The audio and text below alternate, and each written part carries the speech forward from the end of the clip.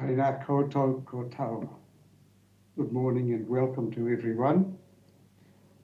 This is the 19th day of the hearing of submissions on Plan Change 7, and we have another busy and important day. We start this morning with the submission of Heritage New Zealand. Good morning, Ms. Owen. Good morning, sir. Good morning to the panel. First, I'd like to thank the panel for the leave to file these submissions. Obviously, they're very short submissions. The focus of Heritage New Zealand is firmly on rock art and the provisions of the plan, particularly in Part B. And I don't know this off the top of my head, I always have to look at it, Orari Tumuka Opahi Pariora Otop part, because that's where most of the rock art is located. I am open to any questions on my submissions, but the focus is on the use of avoid rather than mitigate, because I am, to be quite frank, struggling with the concept of how one could mitigate. The sensitivity of the rock art sites is such that should damage occur, that's really it.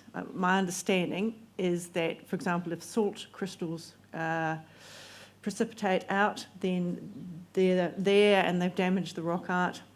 Limestone substrate being what it is, there is a sensitivity. It's not the best substrate in the world, but of course that is the substrate that provides caves and provided the opportunity for Māori to express themselves in this unique fashion.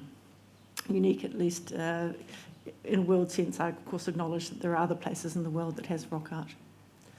I have not addressed my friends' legal submissions from Canterbury Legal Council, Canterbury Environment Canterbury, with regard to whether the 2020 or the 2014 MPS is the correct version to use, but I generally concur with his view that 2020 is the correct version to be focusing on. Thank you. Any questions, Commissioners? Commissioner Van Voorthuizen? No questions, thank you, but I do understand the issue you're raising about the need for consistent provisions and the emphasis needing to be on avoid, so you've certainly taken that message on board. Thank you, sir. Commissioner Solomon. Yes, I do have a question, and I'm sorry, but I've got to preface it with a bit of a spiel first. And I'll just get it. At Miss Simon's paragraph 20, she talks about rock art sites being under threat by land use activities, yes, with no recognition or mechanism in regional and district planning relating to land and water activities. And this is compounded by the lack of accurate locational information for the 761 Māori rock art sites recorded in the South Island. We've also heard from a submitter who said they had rock art on their property but didn't know whether it was Māori rock art or not. According to the first page of your submission dated the 12th of September, the third bullet point, it basically says that Heritage New Zealand is statutorily responsible under the Pouhere Tonga Act 2014 for the identification, protection, preservation and conservation of New Zealand's historical and cultural heritage. Ngāi Tahu established CLWRP and the Ngāi Tahu Rock Art Trust to cover these same responsibilities. My question is, where does Heritage New Zealand's responsibility start and finish? And I have 3 examples to explain what I mean. The first example is, whose responsibility is it to record accurate location information for the 761 sites and to submit and engage in planning processes to enable the protection of these sites? If Rūnanga had not submitted to PC7 about protection of these sites, would Heritage New Zealand still have submitted? That's quite a long question, It is. Ms. Solomon. So if I don't cover any of it, please come back to me. But I will start with your point about where does it start and end. Heritage New Zealand's responsibility starts with the Heritage New Zealand Pouhere Tonga Act 2014. So our responsibility is a statutory responsibility. When you then translate that to a factual situation, such as rock art in the OTOP area, we are responsible for example, Rūnanga and Kororo, the listing. We can and have listed rock art sites. However, we do not list, we do not have a policy of listing everything. So there will be, in this situation, we work with Ngāi Tahu and we associate with them, and some you'll have seen from that original submission, one example was given of a listed rock art site. Another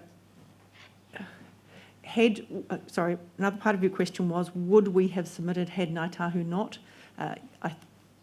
I did not belong to the organisation at that point, but I know that a submission was made, an original submission, as well as the subsequent further submission which supported Ngāi Tahu. So I believe the answer to that question would be yes, we would have submitted, and in fact we did submit, as did Ngāi Tahu. I can't, however, advise you on how much discussion was had with Ngāi Tahu or with Arowhenua at the time. For all I know, the submission was made quite independently. And my second example is for the submitter who said they had rock art on their land but didn't know if it was Māori or not, whose responsibility is it to engage with the landowner to identify if it is Māori rock art or not? Certainly, it would be part of Heritage New Zealand's responsibility. We're not as surprisingly well known as I would have expected before I came to work for Heritage New Zealand. So you'll often find, for example, farmer going to the local council rather than to Heritage New Zealand, or some people, for example, associate Heritage New Zealand with buildings, so heritage buildings, and they don't think of heritage in a wider sense. I can't quite explain all the reasons that people have for not making that association, but there is a degree of openness, but we don't know what's there, so we're open to approaches, but if farmers don't know how to make them, then that is a difficulty. And my third example is the research project by Dr. Mark Gaiopari, Amanda Simon and Dr. Gail Tipper, and the report produced by them titled Māori Rock Art and Associated Freshwater Taongas Protection, a sensitivity-based knowledge convergence approach, recommends monitoring to be undertaken to monitor the vulnerability and risks to rock art. Who would undertake the monitoring and who would pay for it? That may be a question that you may wish to address to Ms. Simon in due course, but if I have a crack at it first, the expectation would probably be that it is a regional council responsibility, as it is part of the state of the environment monitoring, or could be part of the council's state of the environment monitoring. I'm not aware of Heritage New Zealand undertaking any monitoring as such anywhere in New Zealand. I may be wrong on that. No, that's the correct view, Sue, Madam. Thank you. I have no more questions. I sense that there's something of a practical question about the rock art and about protecting it. Owners of land on which there might be rock art seem to be generally quite supportive of the idea that they should protect what they can see and recognise as rock art. We're now being given some better understanding of the extent of restraint on activities that might be necessary for that protection, yes, particularly in terms of hydrological effects. Does Heritage New Zealand have anything to offer to help resolve those questions? The resource consent process would provide an opportunity to address the individual locations of rock art. An important example would be imagine for a moment you have a rock art site within a rock art management area. The topography might be such that the risk of water leachate or raising water level tables are in fact quite minimal for that site due to the topographical locations of the irrigation, so that a case-by-case analysis enables a more realistic, pragmatic, focused attention to the rock art and how it might interrelate with the farmer's desire to irrigate. So we're not looking for no irrigation. So who would you suggest would be likely to be applying for a resource consent? Farmer.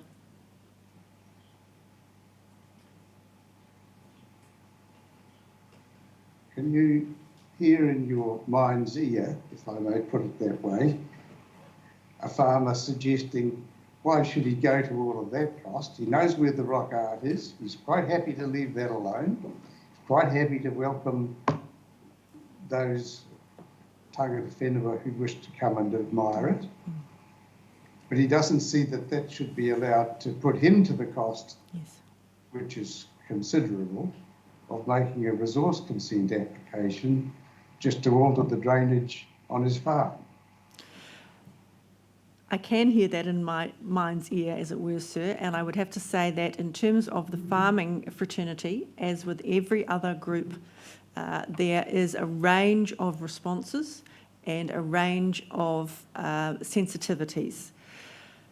We have some farmers who have been most forthcoming and couldn't be better at working collaboratively with iwi and with Heritage New Zealand with regard to protection of rock art. We also have those farmers who don't know they have rock art on their property, potentially. Not all rock art is right at the front of the limestone and easily recognisable, I understand. So your scenario, sir, I can imagine that that would happen. There is an education component required, and that is one of the reasons we have issues with the use of a farm environment plan, because, for example, in the base information required in Schedule 7 for the farm environment plans, that does not include if there's a rock art site, for example. So if you are an auditor, you come along, you look at the farm environment plan and you audit it, you may have no idea whatsoever that there is even a rock art site on that property, particularly given that there is a separation, which should be there, between the auditor and the person who advised on the creation of that farm environment plan. Well, thank you very much for that. Does the Heritage New Zealand submission ask for some amendment to Schedule 7 in that regard? It has not, sir. It's basically said we do not think farm environment plans are the appropriate control mechanism.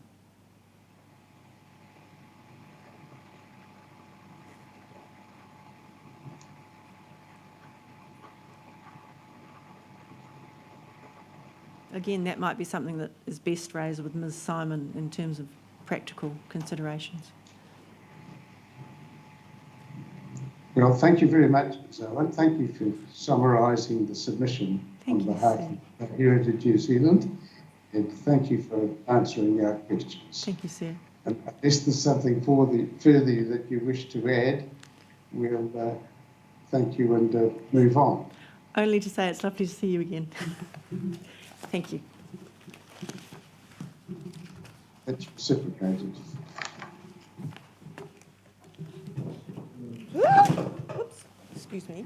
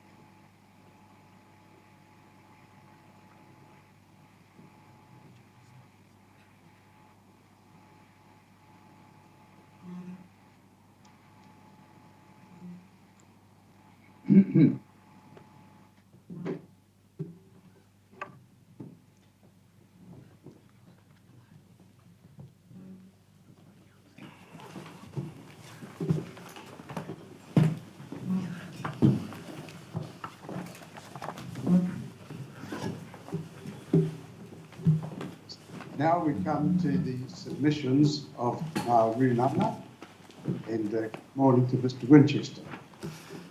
Good morning, sir. Good morning, members of the panel. If it's appropriate, sir, I'd like to ask Dr. Tahu to make a short presentation of mihi, if that's acceptable to the panel. Thank you very much. Yes, we'd be welcoming you here. Tēnā rā koutou I rongo mātou ki te kōrero ata hiati nei, nō reira, ko wātea mātou. Engari, me huri tātou ki te whakamoemati. Nō reira, e hoanga mano mātua tama wairua tapu me ngā anahira pono. Tēnei mātua koutou ponunga e inoi atu ki a koutou. Ho mai tō arohano ki rongi a mātua I te atanai ki a haere ai tātou. I rongi te huarahi tiketa pono me te rangi māria, nō reira. Ka tuki nā atu nei, e nei inoi, I rongi te kahata poni ngā wā katoa, ko te mā ngai hei tautu ko mai ai nei ākine nei ai. Thank you, Judge. Well, thank you. Mr. Winchester.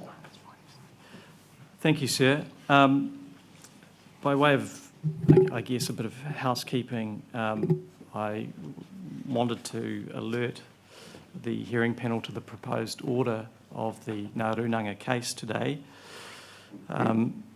Obviously, I will answer questions on legal submissions by way of starting off.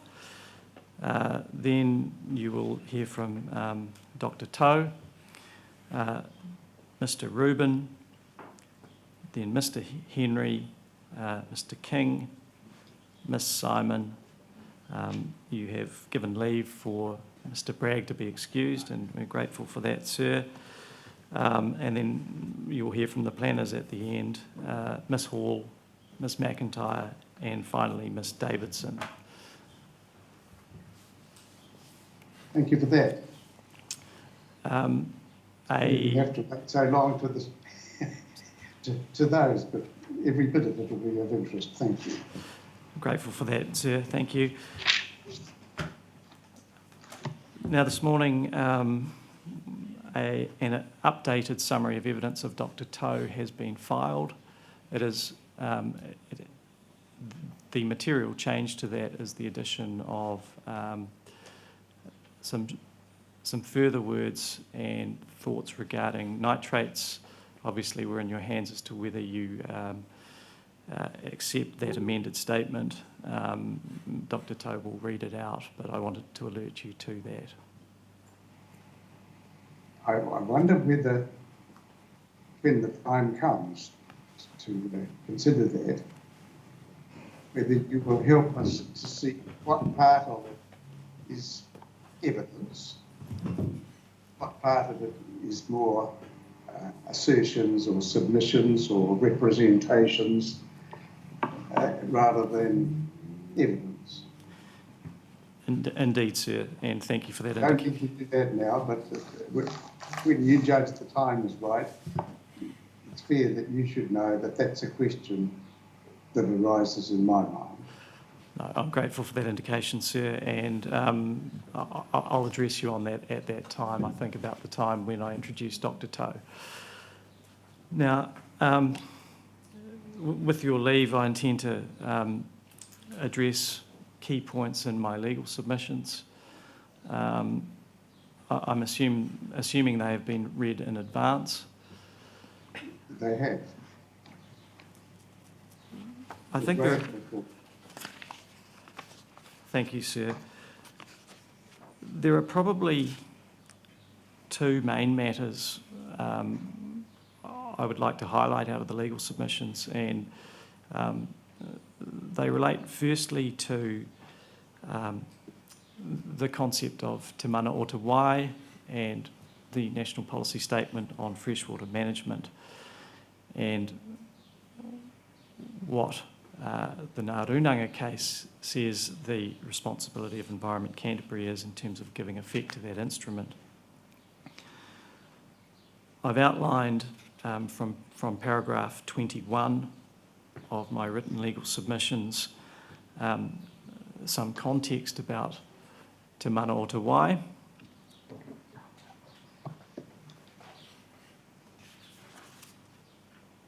What I do want to highlight is at paragraph 25, the submission that I make, that Te Mana o Te Wai is a flexible concept. It will enable expressions of different values and preferences, for example, with regard to differing practices of mahinga kai, or the different value placed on specific places or resources by Papatipu Rūnanga. In this sense, Te Mana o Te Wai is a tool to support local expressions of what is important with respect to fresh water. And why that is an important concept is potentially somewhat circular, in that how the council determines what is important with respect to giving effect to Te Mana o Te Wai for an individual water body will depend very heavily on engagement with Rūnanga and understanding of their views. So I suppose, put another way, Te Mana o Te Wai and giving effect to this is not necessarily it's not as simple as a number. There are complex interactions of the relationship with adjacent land uses. It's very much a qualitative measure.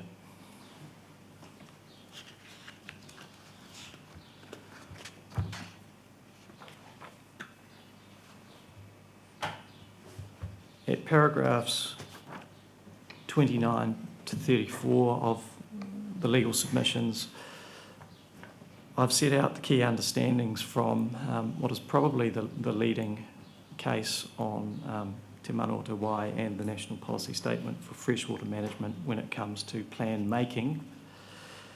That relates to the 2017 version of the National Policy Statement, and that's the Arowhenua livestock case, sir. What? Livestock, I think.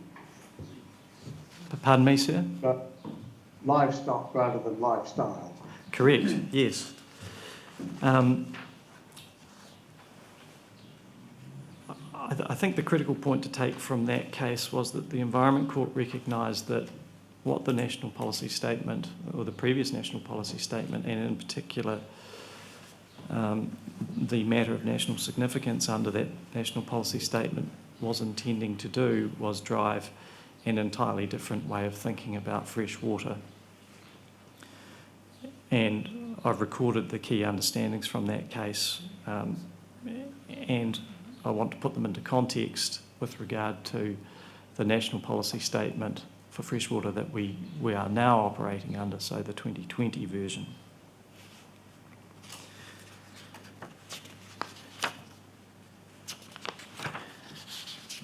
And I do that at paragraph 73 of my submissions, and that takes us through to paragraph 92. So paragraph 73 to 92 is where I give some analysis of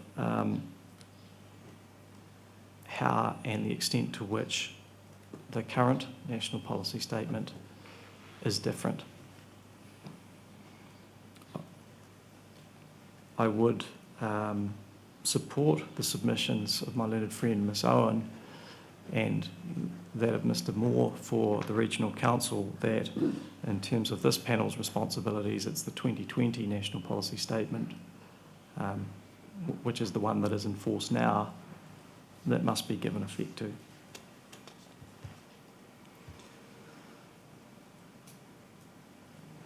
So the key difference, or a key difference with the 2020 National Policy Statement in my submission, is that instead of there being a matter of national significance, there is now a fundamental concept. It is still the same matter, being Te Mana o Te Wai.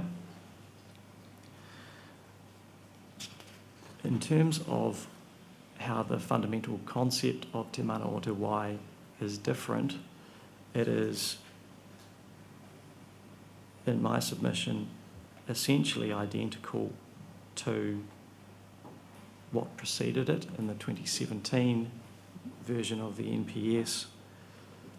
But what has now been made much clearer in my submission is the hierarchy of obligations in terms of putting the needs of a water body first.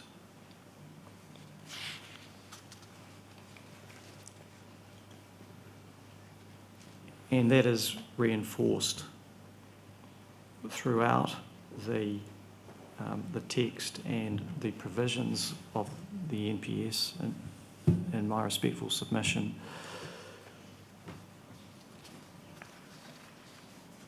In that Te Mana o Te Wai of itself says that the first priority is the health and well-being of water bodies and freshwater ecosystems.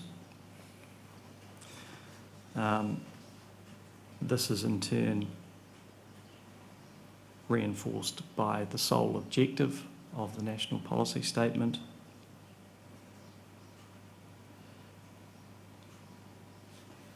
And Policy 1 also says precisely the same thing. So in my submission, there is no doubt, and the drafting is quite deliberate,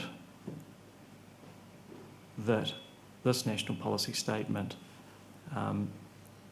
provides very strong direction about the priorities with regard to fresh water. And the reason I've taken some time to address that particular point is that I'm aware of cases and evidence which has been presented to the hearing panel which has suggested that some form of balancing exercise should be required. In my submission, that is a third order priority matter. It is very clear from the NPS that the first order and sole priority is to ensure the health and well-being of water bodies and freshwater ecosystems.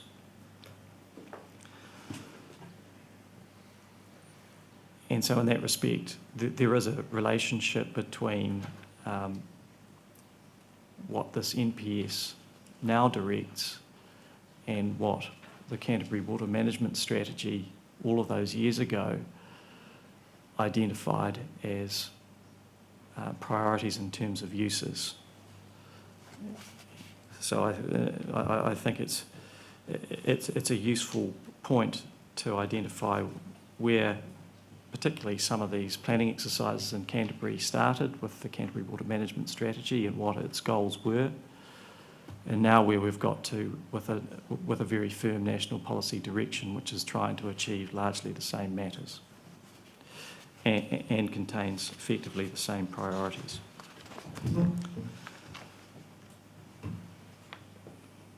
So I've dealt at paragraphs 83 through to 88 with some of the other interpretations of the National Policy Statement that I understand have been put to the panel. I certainly endorse the submissions that have been made to you by Council for Environment Canterbury about the correct interpretation of this instrument. and I will leave those matters as read unless the panel has any particular questions about them.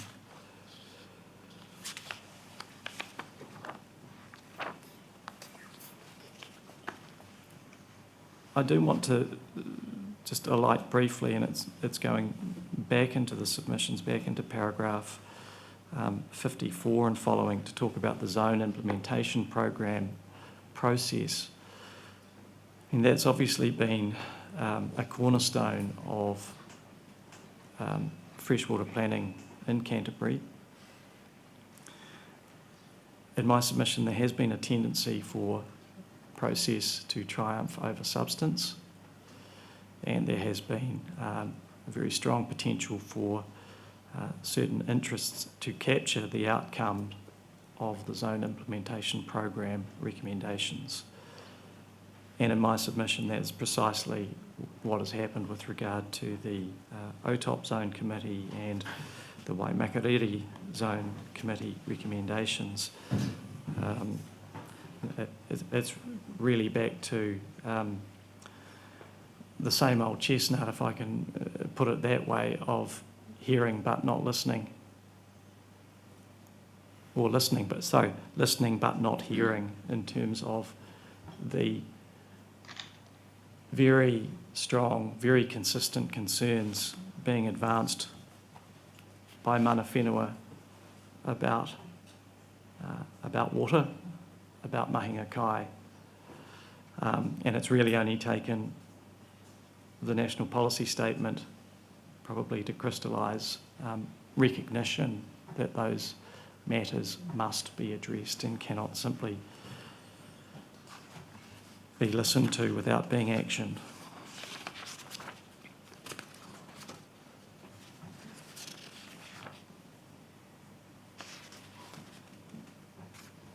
I want to finally, in oral submissions, deal with the question of scope, and I'm sure that will be of interest to you, Mr. Chair. The scope issues are, I concede, quite difficult in the context of these plan changes. And in my submission, where the panel should land is somewhere between the two bodies of case law dealing with the concept of scope from the motor machinists line of case law,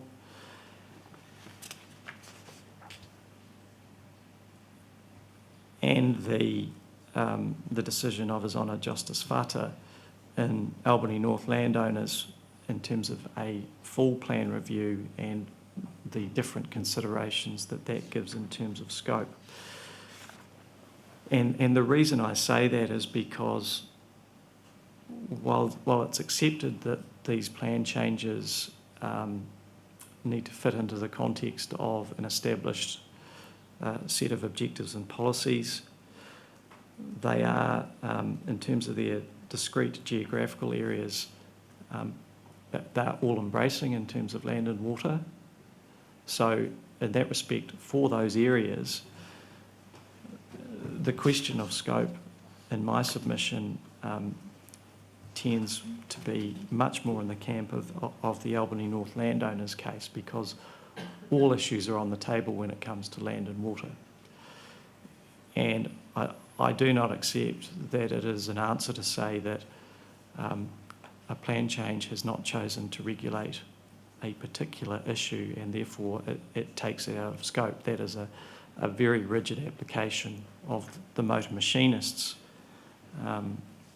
line of case law. And so what I'm essentially suggesting is somewhat of a hybrid in terms of the particular outcome. I would also point out as a matter of fact that with regard to some of the matters, many of the matters that have been identified as possibly out of scope with regard to the Rūnanga submissions,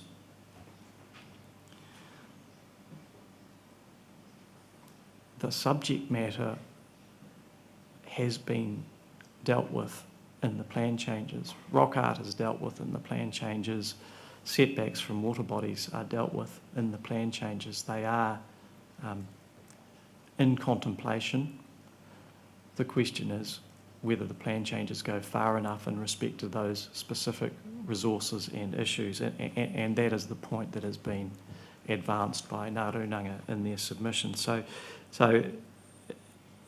in my respectful submission, there's no unfairness issue, there's no question of people being taken by surprise about this. The resources are in contemplation, they are dealt with in the plan changes. The question is, what is the most appropriate set of provisions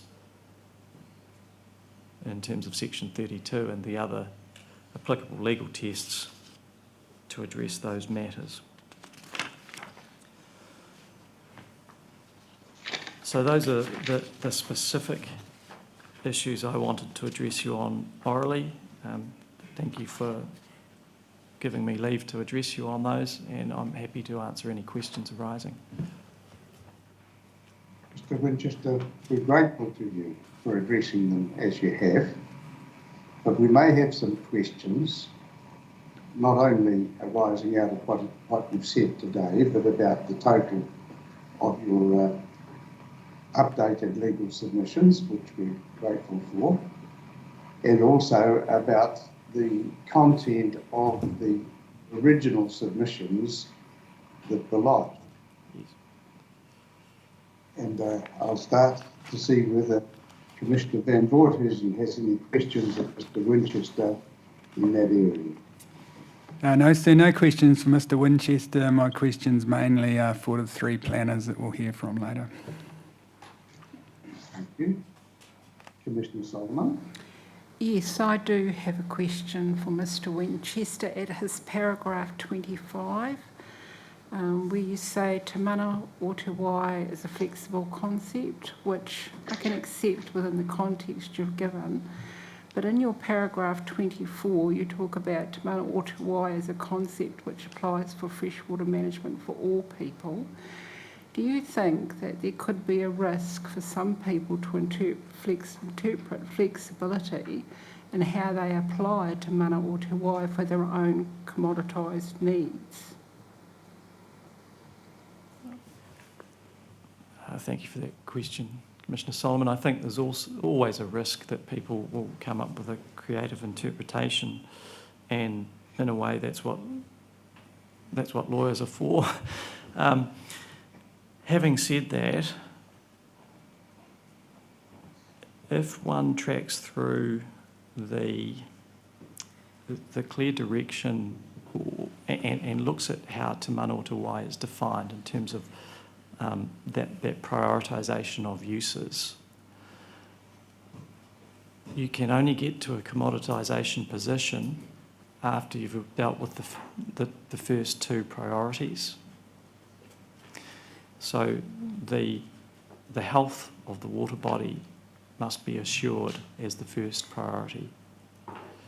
And then you go to the second one, and then it's not until then that you're able to contemplate commoditisation and use. Which nicely leads me to my next question. Do you think that because agriculture has been for years legally consented to use free resources, as you've put it in your paragraph 6, it's been lulled into a false sense of security and is now so used to playing it on an uneven playing field that it doesn't know how to operate in any other way?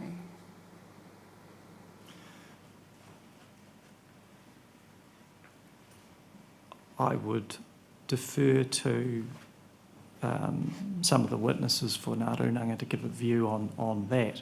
But what I would say, and there's limitations on what I can make by way of a submission, fairly make by way of a submission on that question, is that it is clear that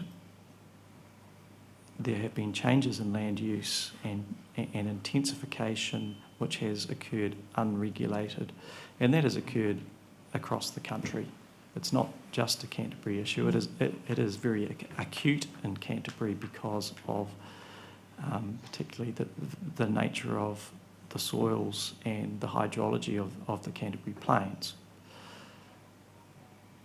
So there has been a very clear paradigm and way of thinking about what you're allowed to do and whether you need to pay for it in an environmental sense. And this is what the National Policy Statement is trying to turn around, but it's like trying to turn around a very large ship. It takes a long time. But these presumptions of use have become deeply ingrained and to an extent have also, in my submission, been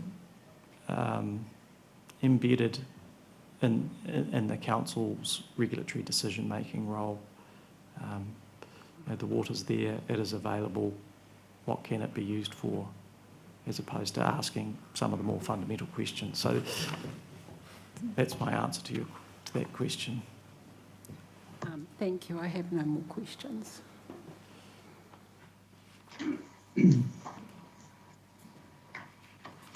Mr. Winchester, might I start with a couple of questions arising from the original submissions and then come to the legal submissions on which I also have one or two questions.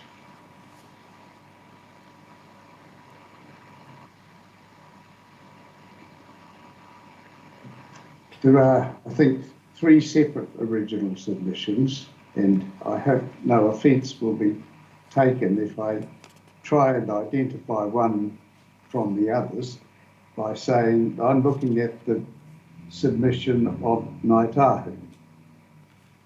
Sir, yes, I have that. Paragraph 4.14.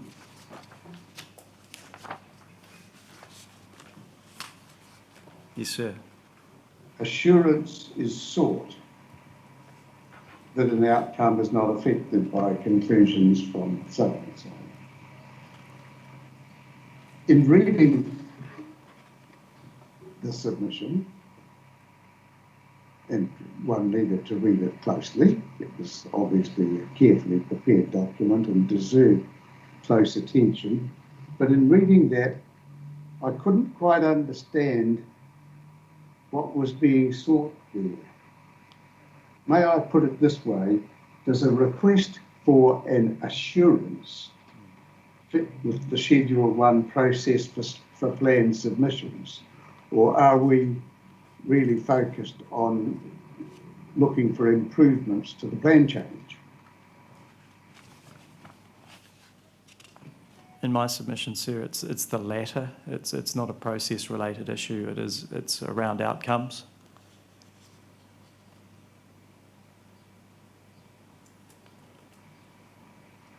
So can we leave that particular paragraph to one side, do you think? Yes, I think I'd describe it as scene setting rather than substantive. Thank you.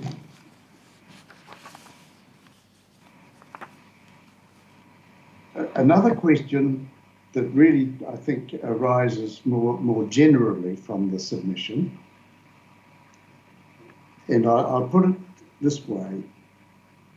Federated farmers and other submitters question provisions generally for mahinga kai enhancement, for protection of waipuna and mataitai and of rock art and various other values, Ngāi Tahu values, wahitapu, Tonga, and they question them, and this relates to a question that Ms. Owen was helping me with as well, that these provisions are imprecise about their purpose, what they're to be used for, how they're to be used and by whom. And perhaps you will have read the submissions of federated farmers and some of the others to that effect. Now, given that provisions such as those they are focusing on there may apply adjoining or within privately owned land, can the Regional Council be expected to reject those submission points?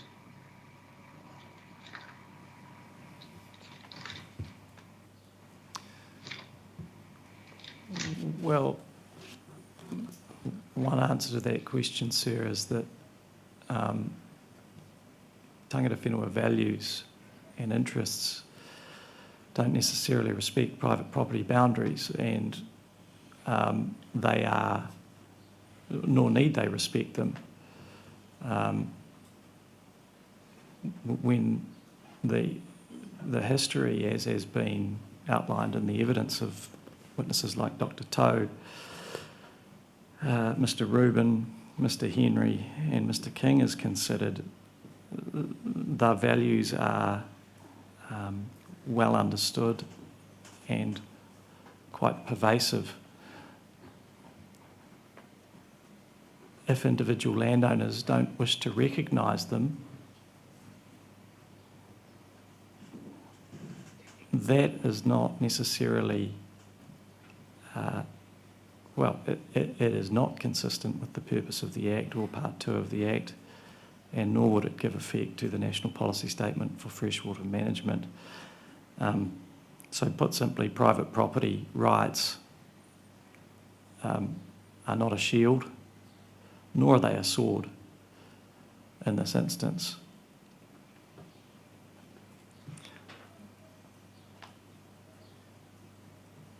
So in my submission, Environment Canterbury would not be making the correct decision to accept the submission points by federated farmers and related entities.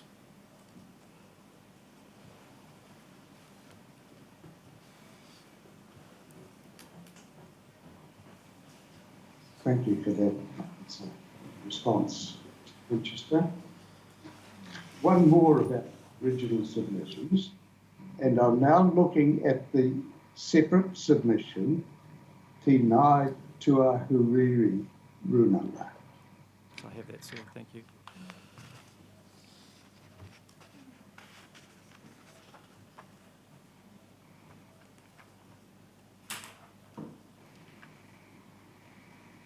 And I'd ask you to turn to paragraph 15, please.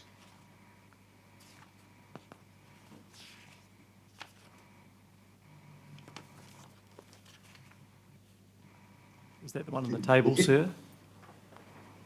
I don't have the original in front of me now. I have a note that I made. It's something to do with seeking that Ngāi Tahu have rangatiratanga over the Maori Reserve, a particular Maori Reserve, and restrict intensive farming.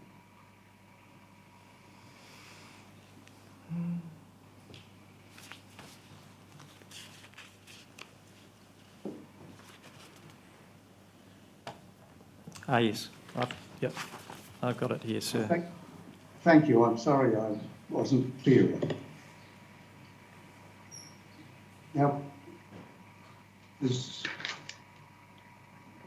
some reference to it on page 6 as well, but it's the same point, really. And the question that comes to my mind is this. We, the hearing commissioners, are here to report and make recommendations to the regional council. And I ask myself, does the regional council have authority to bestow rangatiratanga by provision in a regional land and water plan?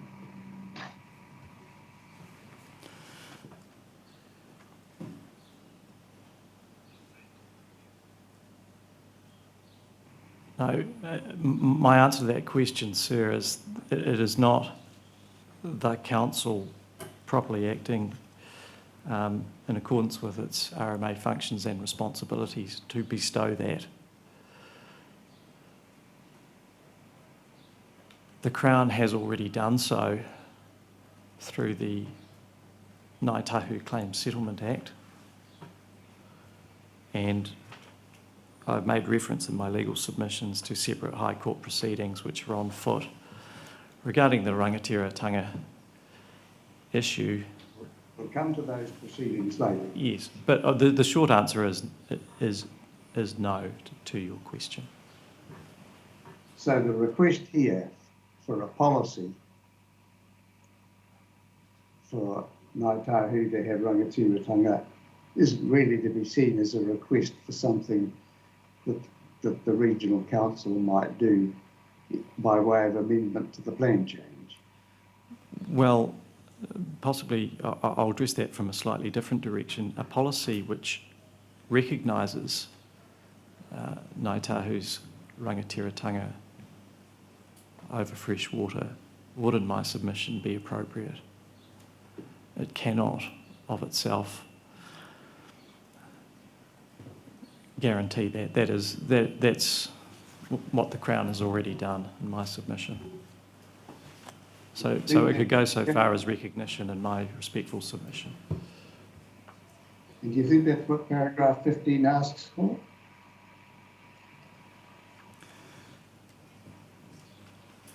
By its words? Not explicitly, sir, no. All right, well,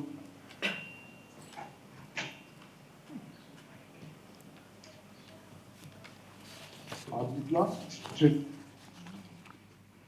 not to keep too separate, not meaning to separate the original submissions and the updated legal submissions, but I do have some questions that have arisen in my mind in reading as I have the legal submissions that came in last week. Could we start with, I think it's paragraph 15.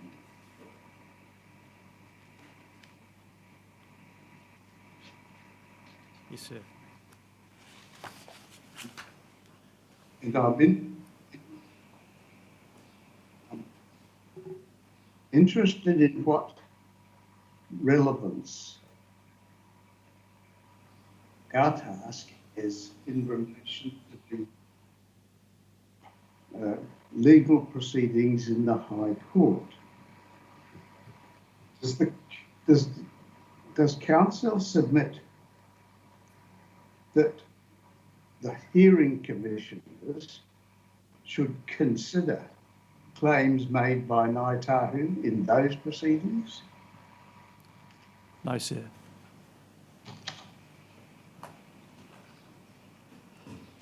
And it would be impertinent, would it not, for the hearing commissioners to speculate on the outcome of those proceedings, either that they will succeed or that they will fail? Entirely, sir. The purpose of the reference was to alert the panel of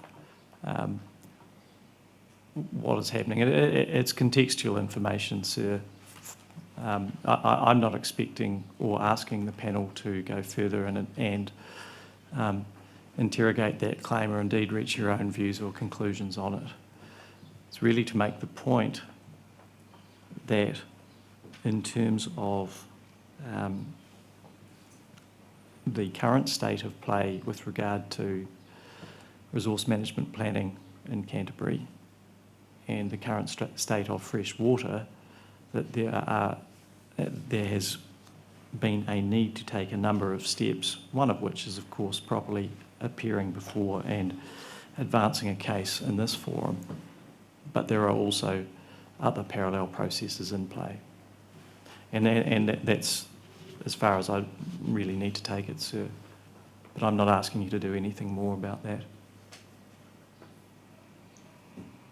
So, do we have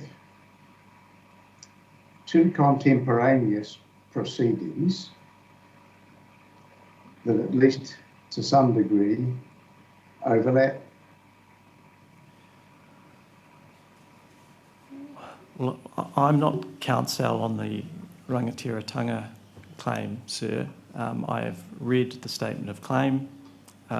Essentially, it seeks declarations before the High Court rather than necessarily substantive relief. And it is based on on treaty considerations and the provisions of the Ngāi Tahu Claims Settlement Act.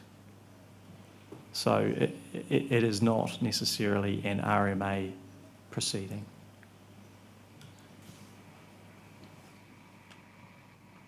So should the hearing commissioners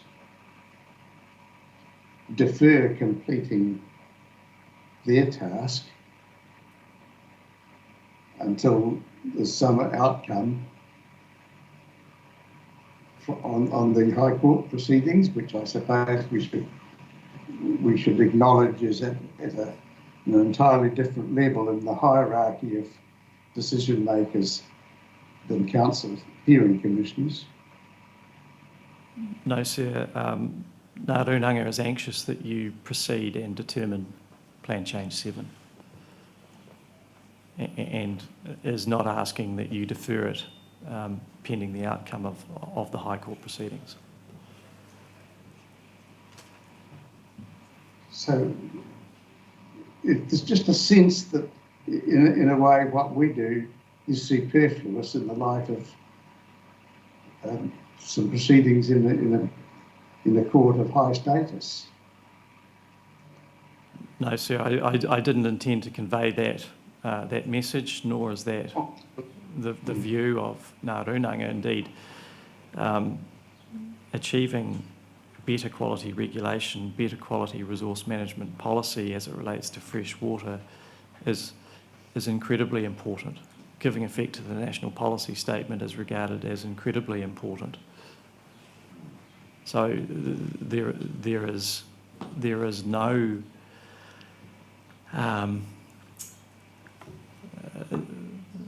diminution or dismissal of the value of this process. And if that message was conveyed, then I apologise for that. Well, thank you for that. I'm now going to come to a different question. And you touched on that in your helpful summary in opening. And it's paragraphs 54 to 63,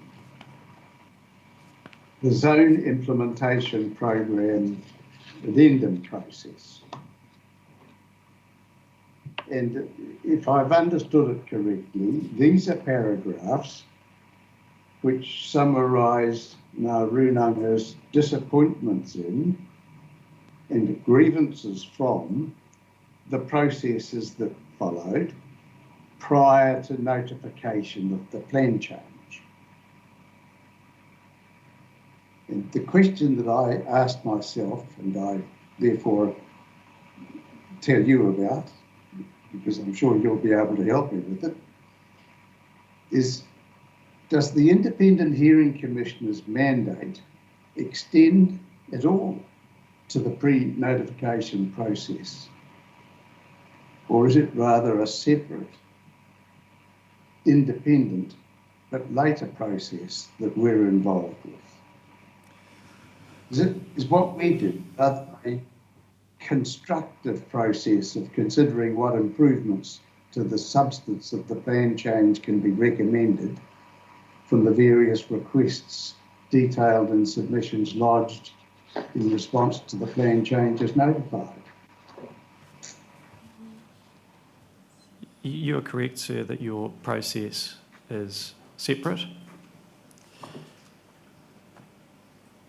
and that your role is and mandate does not extend to the ZIP process. The purpose of these part of the submissions was to put into context the weight that some submitters are asking you to place on the recommendations, which in my submission are another relevant matter that you are entitled to have regard to. But the purpose of this part of the submissions is not a request for you to revisit or reach a view on the merits of the zipper process. You have a Schedule 1 process before you, which you're entirely familiar with, and in my submission, that is what you should be focusing on. All right, thank you.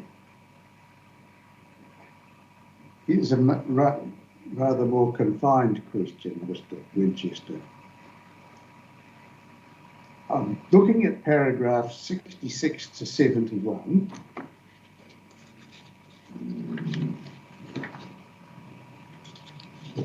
Water from other catchments. And I need to ask myself, is it within the scope of the Regional Council to amend the plan change to state a policy of excluding bringing of water from other catchments? And you may be aware that that was something that was urged upon us by Genesis Energy in a previous hearing. So when I read about it again in your submissions, I ask myself, does no Rūnanga's submission request and give details of an amendment to the plan change in that respect?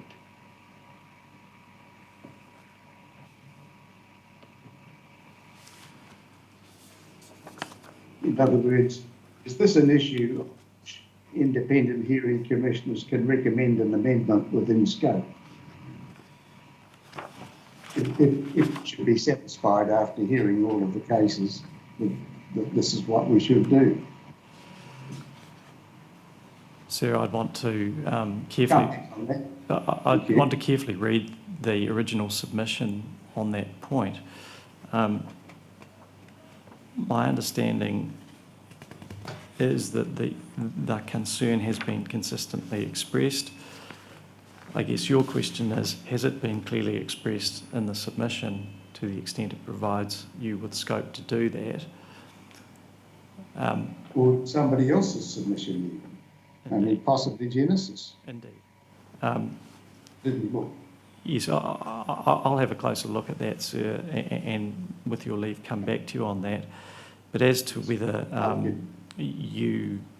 should there be relief, whether you have the ability to make such a recommendation, in my submission you clearly do, in terms of the Regional Council's functions and responsibilities. That would be a policy which would be intra vires.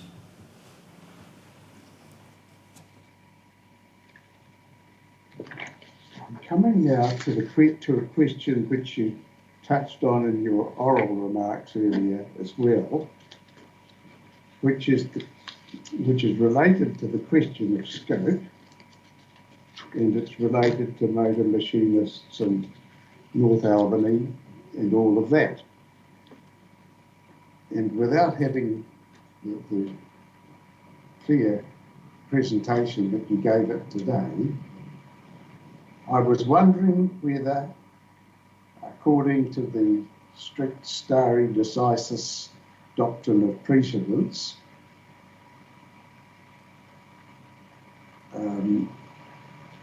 just what is the way in which we should decide this question. Now, you gave us some additional remarks this morning, which I'll certainly think upon, but I tend to feel that sometimes some council, none present of course, have been inclined to neglect some of the elements of the stare decisis precedence doctrine, like for whether a case is distinguishable, whether particular remarks were part of the ratio decidendi or obiter dicta. Forgive all the Latin, but that's how I was brought up. And so I felt that, and there was one further thing. We have here, as you rightly reminded us, a judgment by Justice Koch and a judgment by Justice Fata. And in the doctrine, there seems to be some respect sometimes given to the reputation of the judge, something like that. And I'd need to look to you for some help about what Justice Koch said in Palmerston North, he now being an extremely high authority, and Justice Fata, who of course is very much respected, but isn't quite of that authority yet. So I'm giving you the opportunity to help my thinking on these things, Mr. Winchester, please. Well, I should say, sir, your question makes me very nervous, given that these proceedings are being publicly recorded and available on YouTube. I just hope that neither of their honours are listening in. I don't think they're interested at all in what happens in the council. No, maybe not. You can leave the last part of it to one side if you prefer. No, well, what I would say, sir, is that both Justice Koch and Justice Fata are very familiar with Resource Management Act matters. Justice Fata possibly more so, in that was his area of specialist practice. Justice Koch, however, has been, when he was in practice, was involved in numerous major resource management matters, including the North Island Grid Upgrade project that you might recall. So, and the ferry wash case in the Marlborough Sounds. So, to address the quality of experience or intellect of either of the judges, they both know what they're doing in the resource management field, sir.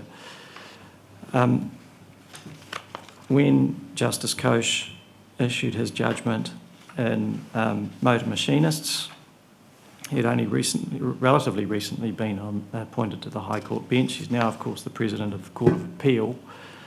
I don't know whether that puts his motor machinist decision into any different context, but I actually don't see too much of a tension between the two decisions, in that motor machinists dealt with a very discrete plan change for a very discrete purpose, both geographically and in terms of its subject matter. And in my submission, that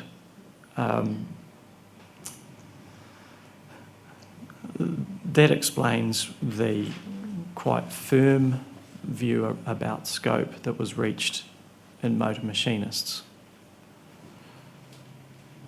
And with regard to the Albany North landowners' decision, of course, that related to the Auckland Unitary Plan, which is notable as being one of the first planning documents of its kind to incorporate every single aspect of a planning document into one. So the regional policy statement, regional plans and district plan. And that probably explains the breadth of the test or the scope considerations that Justice Fata said were available in that case. So looking at the specific facts here, yes, we have plan changes that are discrete geographically. So therefore, in a sense, you would probably naturally tend to look at the motor machinists case, but that is counterbalanced by the fact that those plan changes are all embracing with regard to the regional council's functions for land and water for those areas. So therefore, my submission is that for those geographical areas, it's not quite open slather, but it's very close to it.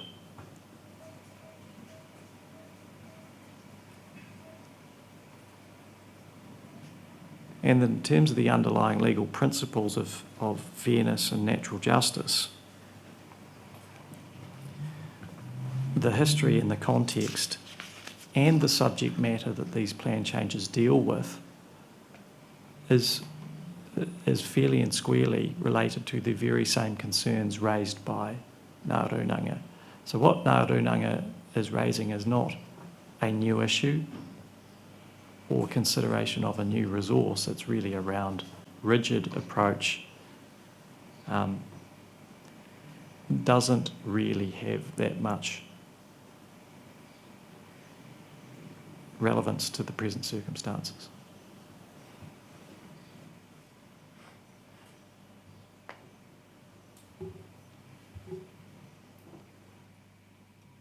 I'm not sure whether I've answered your question, sir. Well, I think you have. In particular, I was asking, was one of them or the other distinguishable in the way that the stare decisis doctrine asks us to do? And I think you're saying that the Palmerston North case is distinguishable. Yes, I do. I do say that, sir. Yes. Yes.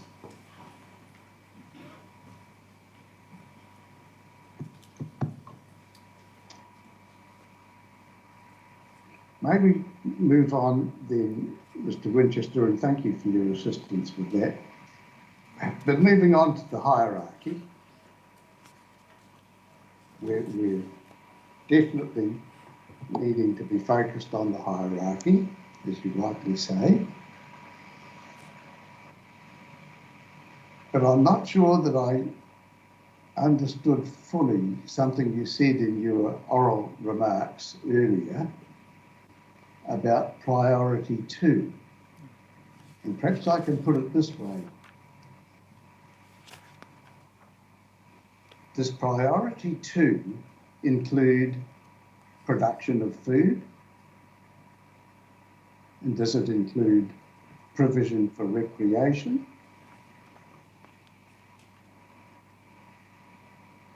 And just to complete that particular question, we had some submissions recently.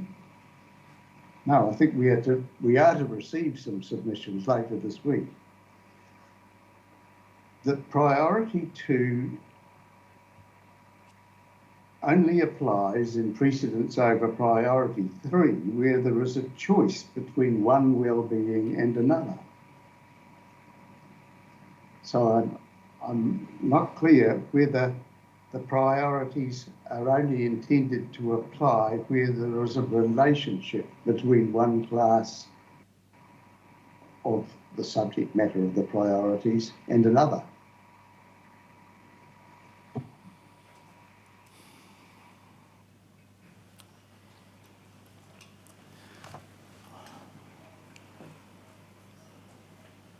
My answer to the first question, sir, around whether priority 2 being the health needs of people, brackets, such as drinking water, close brackets, includes things such as food production and recreation, is that it's not explicit. There's no case law guidance or authority on that. Reading the words of the priorities as outlined, for example, in Objective 2.1 of the National Policy Statement, my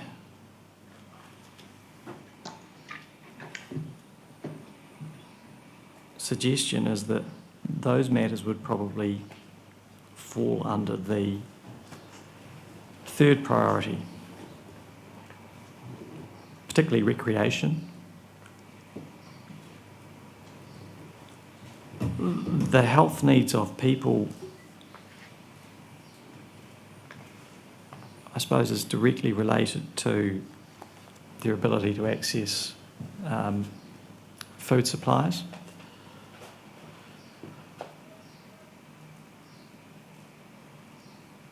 So it could arguably fall under the second priority. But I think it's unarguable that both of those matters are subsidiary to the first priority, and indeed giving effect to the first priority may, depending upon the particular circumstances, also deliver the second and third, or guarantee the second and third priorities.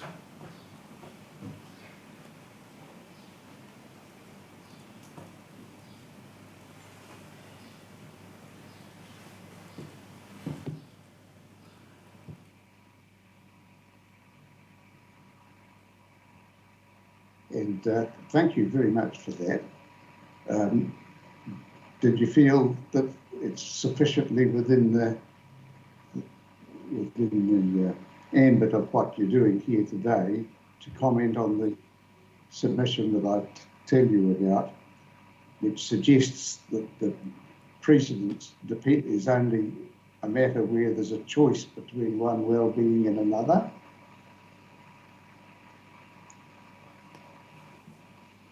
But perhaps you haven't seen that submission. I haven't, sir. No. Um, Let's leave it. I don't want to draw you out to something that's really outside the ambit of what you're doing today. I'd rather come to this. Yeah. Oh, I think I'd rather come to this. If you still have your MPS in front of you. I do. 4.1, section 1.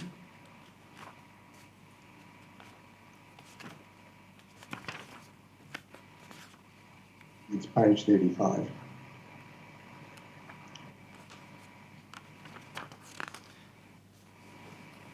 Yes, sir. Every local authority must give effect to the MPS as soon as reasonably practicable.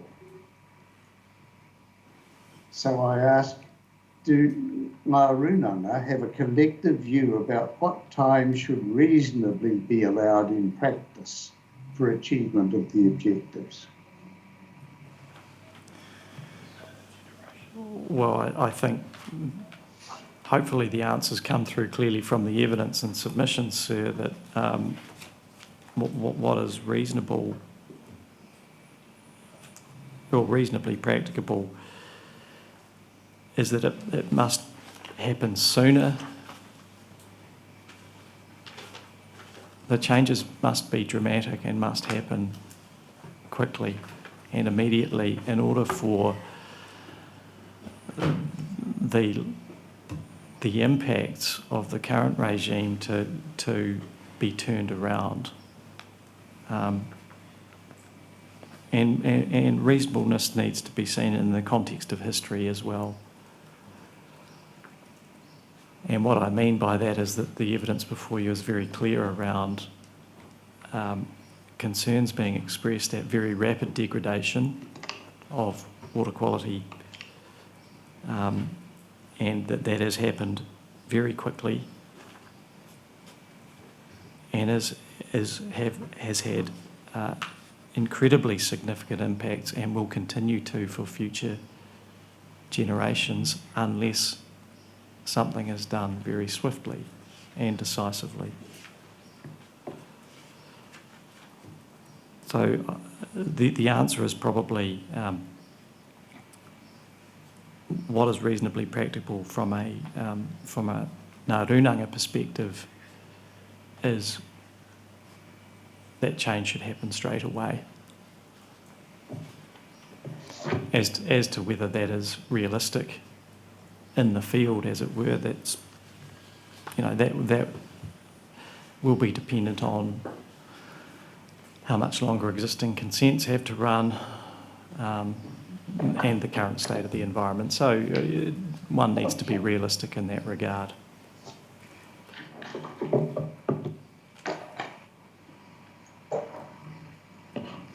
So you know, of course, that there are other submitters, and we try and be fair to all, who are urging that the timing of change that the plan changes contemplates is far too quick and will drive so many businesses into bankruptcy. I'm aware of that, sir. and economists come along and seem to feel able, some of them anyway, to support that point of view.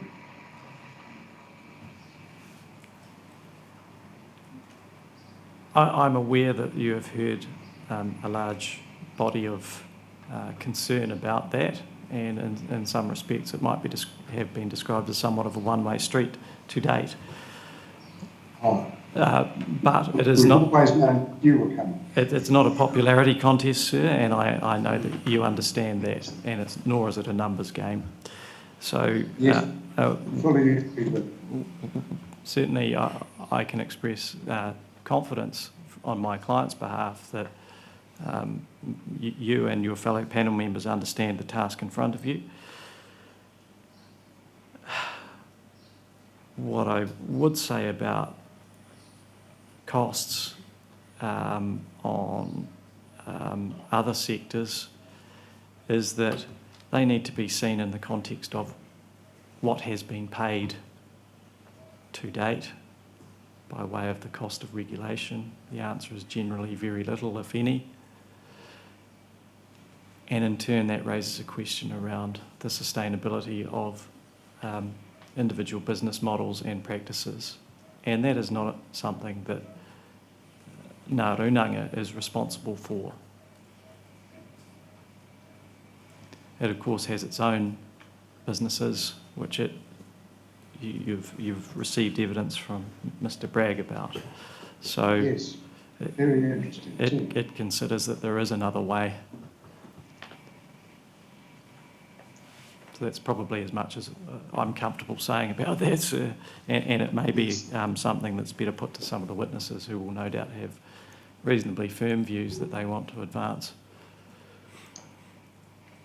Mr. Winchester, I'm very grateful to you, and we all, the three of us, are grateful to you for the attention you've given to our questions. It's time for a morning break, and after that, we can come to the first witness. Thank you, sir. So we'll take a break for now. Mr. Winchester. Yes, thank you, sir. I propose to call Dr. Tahu. Obviously, I've foreshadowed that there's been a revised summary statement submitted this morning, and you did ask me some questions as to whether the subject matter was in the nature of expert evidence. That's what I apprehended from your question. I think the answer is to that Dr. Tahu is not an expert in terms of public health matters, but it is a matter he would like the opportunity to address you on as a layperson. Thank you.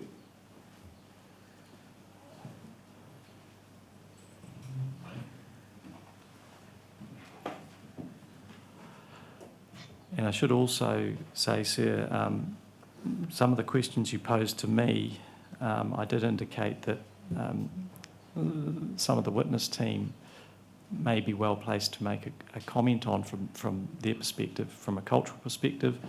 And I think Dr. Tahu listened intently to some of your questions and my answers, and would like to just make some oral comments at the end of his summary with your leave to assist the panel. Of course he may, and I'll leave you to manage that in the way that Council customarily does. All right, thank you, sir. Well, I'll ask Dr. Tahu to read his summary statement, and all of the cultural witnesses, I should say, have indicated that they would prefer to do that. The planning witnesses do not need to read their summaries. Very well. Dr. Tahu, good morning. Good morning. We're very grateful to have your assistance with this. Thank you. And just proceed when you feel comfortable. Thank you, Judge. Good morning, Commissioners. It's been suggested that I read this. I think I can take paragraphs 1 to 4 as taken. I'm the traditional upoko for our village at Tuihiwi and our hapu Tuahuriri, and I co-chair a kura takapini, which is the body instituted to advance our rangatiratanga with the Crown. And that's the way were configured, I thought I would refer to paragraphs 5, 6 and 7 briefly because the substance follows. They're important. The Act confirms upon the tribe rangatiratanga, which is simply a recognition in the apology. The sentencing for that apology in Section 6, Articles 6 and 7 are quite interesting because they're active sentences and unique only to the tribe. They're certainly not placed in any past gambit and phrasing. The sentences are an acknowledgement of past grievances the Crown acknowledges Ngāi Tahu rangatiratanga in the South Island. And then Article 7 of Section 6 requires the Crown to cooperate. So that's the context in which we are making our views with all public bodies. I thought, and I listened to the conversation, Your Honour, and particularly on giving precision to the terms rangatiratanga and mana o te wai, which is why I've recast paragraphs onwards, which I guess I'll read now. So while the submission by Tuahuriri does not substantively address nitrate levels, I would note that the matters being raised by the Christchurch City Council about nitrates in drinking water highlight substantive concerns that Environment Canterbury's current approach to freshwater does not properly value our freshwater resources and their importance to the health and well-being of our people. So we are concerned that acceptable nitrogen levels are set far too high and do not reflect or account for the negative impacts of excessive algae blooms or aquatic life on human health. So when it comes to setting limits for water, we can't be too careful. We're aware that from 1994 to 2017, there was a 500% increase in the number of dairy cows in Canterbury, and this significant change in land use increased the fertiliser and irrigation inputs, resulting in nitrogen leached from pastures into the waterways and aquifers. The nitrogen lost to the environment increased 117% from 1990 to 33,000 tonnes in 2017. And that nitrogen leached from pastures increased loads in waterways by 257%. So our view is, because Canterbury drinking water comes from these aquifers, this has become a threat, in our view, to human health. And evidence is emerging on the relationships between water contamination and chronic human health conditions. And for example, elevated nitrate concentrations well below the current regulatory limits in New Zealand have been linked with an increased risk of colorectal cancer in at least 7 different studies summarised in 2019 recent meta-analysis. So worldwide colorectal cancer is the 3rd most prevalent form of cancer and the 2nd highest contributor to cancer deaths. And the literature on that's growing and is substantial. So in our view, this meta-analysis estimated elevated nitrate concentrations could be responsible for up to 8% of colorectal cancers in the United States. So in our calculations, this would equate to 280 colorectal cancer cases per year in New Zealand. And we know that New Zealand has some of the highest colorectal cancer rates in the world, but the highest incidences in South Canterbury and Southland. And it's worrying to our villages because Ngāti Huirapa is there, but in our village in Tuahiwi, we have shallow wells. Now, I'll not refer to the notice given by ECAN in April 28th, where we have to take responsibility for our wells being assessed. The point I'm making here on paragraph 12 is that the primary duty of all upoko and rangatira is to ensure the well-being of their people, and that's simply a critical aspect of rangatiratanga, which we believe the Crown is obliged to consider. The next point, and I guess we all know that in 1848, the Canterbury Purchase alienated our people from the majority of their lands, except for the provision of mahinga kai, that is extensive. However, the deed also guaranteed our people their kāinga nohunga, which are really the reservations we live on, and mahinga kai, which are our food gathering places. Now, in 1868, Judge Fenton set aside the Fenton Reserves, which are fishing easements all along the Canterbury coastline. And the provision there is for fresh flowing water unimpeded in the streams running on our reserves. And it's like that, so we had, the fishing easements gave us rights to the waterways, the waters themselves. And those are confirmed in court orders. But it naturally follows, whether it's on the Fentons or our reserves where we were relocated, that our people have a right to draw fresh water and to drink from it, particularly on the riverways where our campsites are. So for us, the obligation is on the Crown Environment Canterbury to ensure nitrate standards protect against all known risks. Besides our concern for our people, we're also concerned for the ecology, the bird life, fish and flora. Now, in our view, the current water quality limits have set maximum concentration levels based on toxicity, which is the concentration level directly lethal to aquatic life. So the Canterbury Water Management Strategy sets a limit of 3.6 milligrams per litre, and the National Standards 2020 a standard of 2.4 milligrams per litre.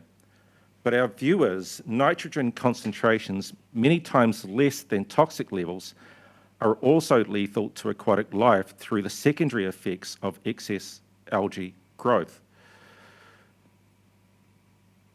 And as I go on and through this paragraph, from the Australian Water Quality Guidelines, the guidelines refer to 0.44 milligrams per litre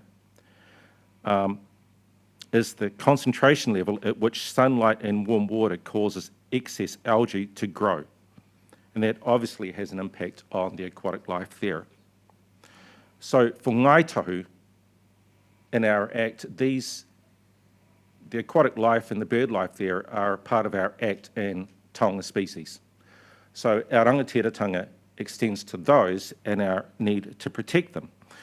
So on paragraph 17, where we say nitrate limits do not provide for the health of aquatic life and they do not meet the priorities of mana o te wai.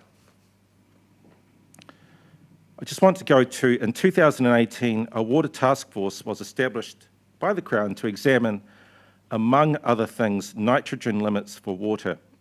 In 2020, after 2 years of extensive research, the Minister for the Environment was advised that precise nutrient limits are necessary to protect drinking water quality and the ecology health of the waterways.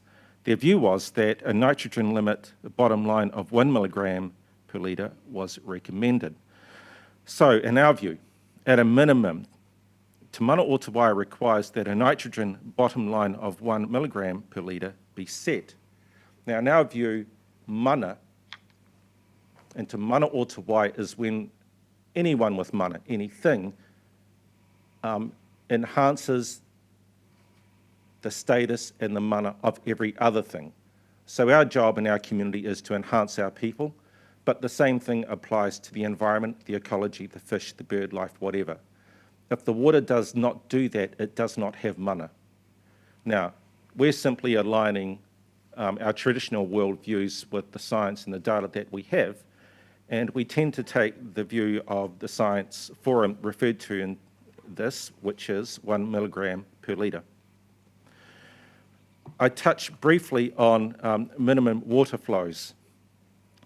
We have a tradition at home and throughout the tribe, when our pā fell kaipoi pā, the saying was, ko te wai anake o whakuhume te auana. Now, what that means is that despite the people going, the strength of the river remains. In other words, despite the defeat of our people, all that moved was the river, because the river, it's similar to the traditional saying, the land remains, the people don't. And our view is that if we are committed to Te Mana o Te Wai, as I say in paragraph 21, then we need to regulate water flow and the extraction based on environmental limits premised from hydrology data. takes must be established which puts the needs of the environment first.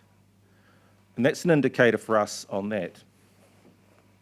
So in conclusion, our view is this plan does not deliver on the national water standards of 2020 and Te Mana o Te Wai, as it fails to recognise and provide for Ngāi Tahu mana and that of our waterways. In order for Te Mana o Te Wai and this plan change at a minimum, Environment Canterbury should set appropriate standards for nitrate levels, which we say is 1 milligram, to protect our rights to clean water and sustain our mahinga kai. Apply to Mana o Te Wai to the ecological needs of fresh water, including water flows and groundwater use, and recognise our mahinga kai rights as guaranteed under Kemp's deed and the Fenton orders by providing for mahinga kai enhancement allocations even in over-allocated catchments. To provide greater improvements in minimum water flow and include strong provisions restricting stock from accessing waterways. And finally,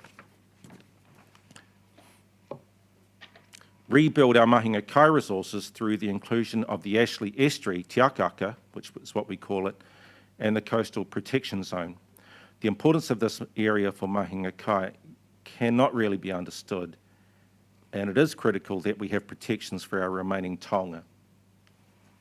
Thank you, Commissioners and Your Honour. Thank you, Dr. Tahu. That's interesting. Any questions for Dr. Tahu, Commissioner Van Voorthuizen? No questions, thank you. Commissioner Solomon? No questions, but I just would like to thank Mr. Tahu. I thought your submission, especially your EIC, was thought-provoking, and for reminding us of our treaty obligations.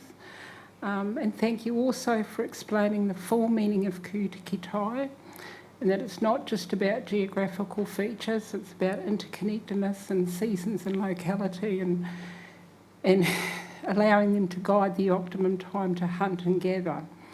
It made perfect sense to me, and it demonstrates how wise and pragmatic our tūpuna were, and I can't underestimate that.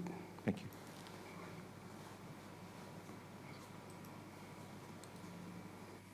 May I ask you to go back to your paragraph 10, please, Dr. Tahu? Mm-hmm. Yes. Now, you have been telling us about a growing body of evidence, and I'm particularly asking about the evidence concerning the risk of colorectal cancer. Yes. And what is specifically the evidence that you have in mind when you say that? Got a whole lot of readings here, Your Honour, next to me. The Temkins study we found fascinating. Sorry, the which study? Temkins 2017, if I've got the right reference here, which was a worldwide study done on the relationship of nitrates to colorectal cancer. The reference here is Temkins 2019, which appeared in the Environment Research Report. If you need the reference, it's available. And there's a number of others we have attached here as well. We can provide the reports. Just pass the reports over. So are those studies statistical studies, studies of an association? An association? An association between people who have been found to have been at risk of colorectal cancer and water having a certain amount of, a certain concentration of nitrates in it. So there's a variety of studies. Some of them deal with the, there's a variety of studies. One of the ones that we've just gone through that's yet to be published just looks at a variety of causal reasons for colon and rectal cancer differently. but nitrate features in them simply because the testing they've done on nitrates within the area. But again, the readings are here that we've got attached. Yes. Well, when he introduced you, Mr. Winchester fairly told us that you're not an expert in public health matters. Mm-hmm. Obviously, you're an expert in other important areas of knowledge. We have had some evidence during these proceedings from public health people. Yep. A Dr. Chambers and a Dr. Black immediately come to mind. Are you aware of what they've been telling us in their evidence? No, I'm not. No. All right. Thank you. Well, I'll leave that point then. I'd like to ask you now about your paragraph 18 and the recommendation that was made to the Minister. Has that recommendation been acted on yet? I'm referring to the Science Technical Advisory Group recommendation. Yes. Yeah. And So that would you say that's been acted on? I would say they gave their advice. It wasn't accepted. Another figure was taken. It wasn't Yep. accepted. Yes. That's my understanding. Yep. All right, we understand where we are with that then. Just didn't want to assume that it hadn't been acted on just because I didn't know it had been. Now, if we come to your 22, which is your conclusion section, and thank you for that. And if you look at paragraph E, restricting stock from accessing waterways, am I right in understanding that that is now the subject of regulation on a national basis? Are you right on saying that? Yes, is that certainly, right? yes. So is there any need for the Environment Canterbury to have it in their plan from your point of view?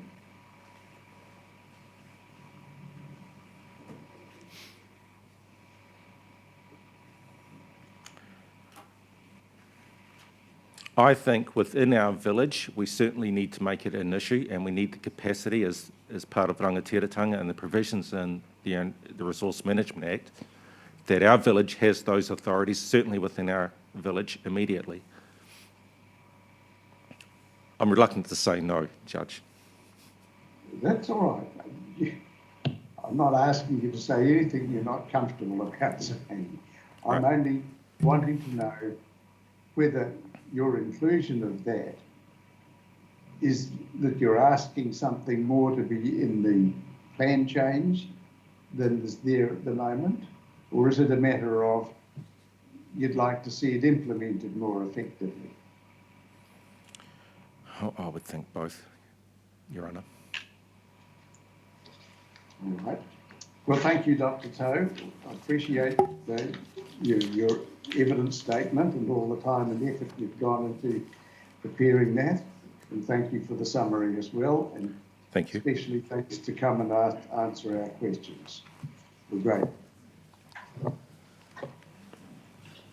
thank you, sir. I'm assuming that Dr. Tahu can be excused. Yes, he can, but with our thanks. Thank you, sir. As I indicated in opening, the next witness is Mr. Arapata Reuben. So I'll just wait until you've got his summary statement in front of you. Yes, thank you.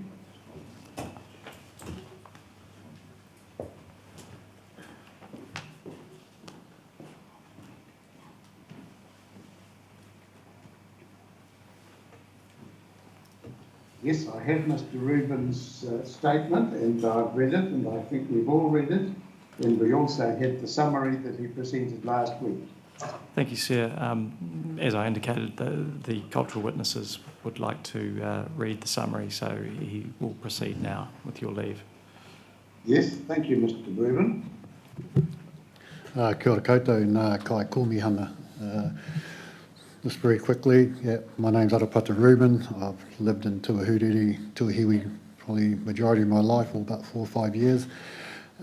Was past chair and have held many other roles within the Rūnanga. I give my evidence today based on my upbringing within the PA in its wider area, and also being an active participant in the CLWRP strategy, having sat on the Ashburton Zone Committee, Christchurch West Melton, which I've also chaired, and Waimakariri Waimakariri Zone Committee. What I really liked about the CLWRP was their first order priorities that were set out at the very beginning: environment, ecological, customer use, community supplies and stock water. However, it's fair to say over the years that I've started to become very disappointed and disenfranchised from the Water Zone Committee and how they've operated. I think the big thing for me really is that they're only an advisory board.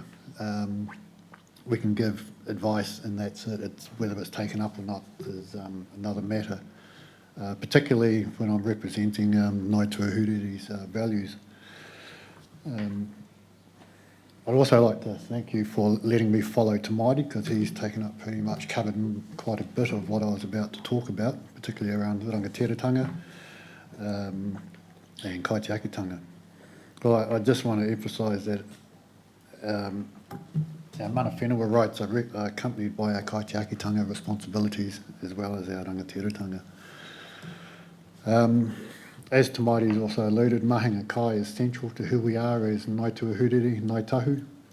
The Crown promised Ngāi Tahu that mahinga kai would be set aside for us under the 1848 purchase, known as the Kemp's Deed. Despite that guarantee, Ngāi Tuahuriri were alienated from our mahinga kai resources, and in many cases, in a number of cases, whānau were actually prosecuted for setting an eel net and having fish trout going into their nets. They didn't have a fishing licence and hence were prosecuted. One of our whānau, who was before the judge, actually says to him, "Did you tell your fish not to swim in my eel nets?" You know, the judge kind of looked at him and laughed.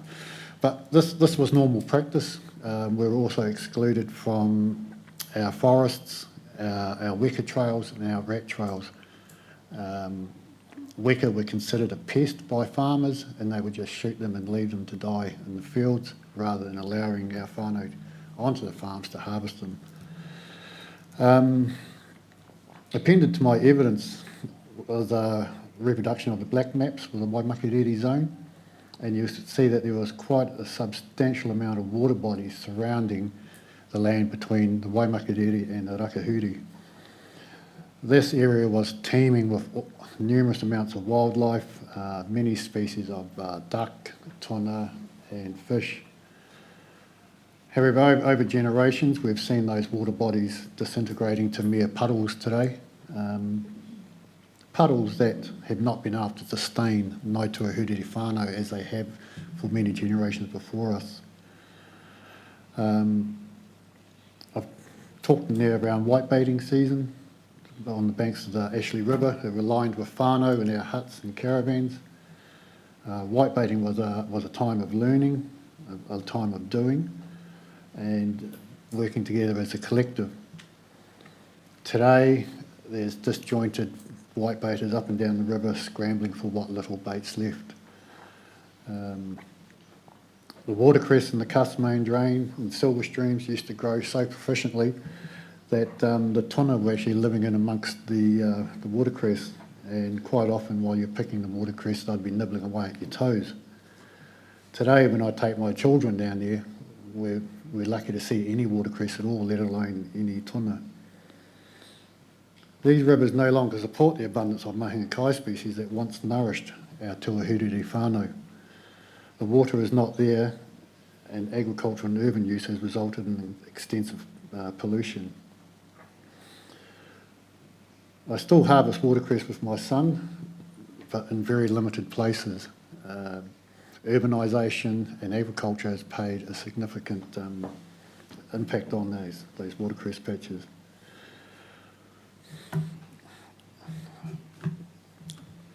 Tamaiti talked about the whakahumi, the Cam River, the Taniwha. As a child, we would go down there and our hinakis would be teeming with tuna. Today, I'm lucky if I can get 6 in there, catch 6. And just on the weekend, I put it out, and on the Saturday night, and went back Sunday morning, and someone had stolen it, so I won't be catching any of them for a while. Look, the reduction of our mahinga kai erodes our connections, which can only be sustained from active use. I learnt alongside whānau as we harvested and cared for our freshwater species and our kai moana from the ocean. Today there is a real possibility that within a generation those skills and knowledge will be consigned to the history books. Our hinaki will become a relic in a museum that in a generation's time people will look at and wonder what its purpose was for. The provision of food is essential to manaakitanga and whakawhanaungatanga. For many, their responsibilities as whānau to whānau manuhiri have to go to the supermarket. This comes at an economic and obviously a dietary cost, but it goes much deeper and has changed dynamics on the marae. This sense of loss underpins our submission and request for higher minimum flows, lower allocations, improvement of water quality, and protections of habitat for our Tonga and mahinga kai species. With regards to our minimum flows, during the water zone ZIP process, there was cultural flows, environmental flows, and then a third flow on what the farming community could put up with. It's fair to say that 70% of the minimum flows on those water bodies throughout the Waimakariri were based on what the agricultural community were prepared to surrender. So 70% of those flows set did not meet environmental or cultural standards required. As mana whenua, we have high expectations for the condition of our waterways. We know that there is abundant mahinga kai, that if there is an abundant mahinga kai, our waterways are healthy. In turn, that enables our customary practices, our relationship with Tonga, and the exercise of whanaungatanga and manaakitanga.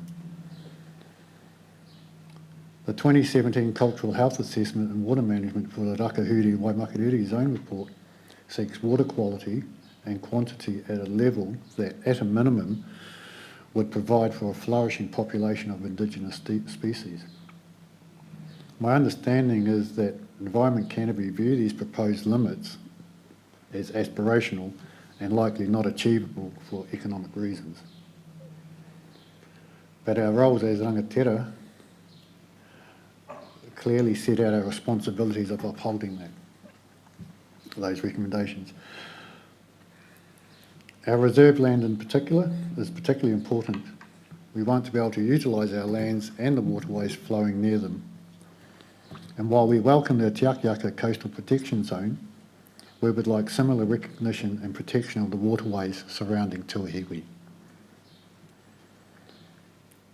As part of the earthquake recovery process, a mahinga kai reserve near an old power site in Kaipoi, adjacent to the Courtney Stream, is being established. I see this as an opportunity to restore mahinga kai practices, but water will be required. Given the significance of this site and the introduction of a mahinga kai reserve, it is appropriate to include an allocation of water for mahinga kai enhancement of that area. Similarly, we have always supported a mahinga kai water allocation from the Rakahuri Ashley. We also expect the return of unimpeded water flow along all boundaries of our Fenton reserves, as guaranteed to us previously. In conclusion, I recognise Plan Change 7 represents some improvement in minimum flows and water quality.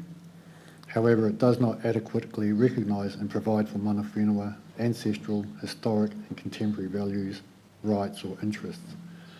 I support the recommendations of Ms McIntyre as being appropriate to address many of these matters covered in my evidence. Kia ora. Mr. Rubin, and thank you. Any questions for Mr. Rubin? Commissioner Van Voorthuizen? No questions for Mr. Rubin, thank you. Commissioner Solomon? Yes, I have a couple of questions for Mr. Rubin. Morena, Mr. Rubin.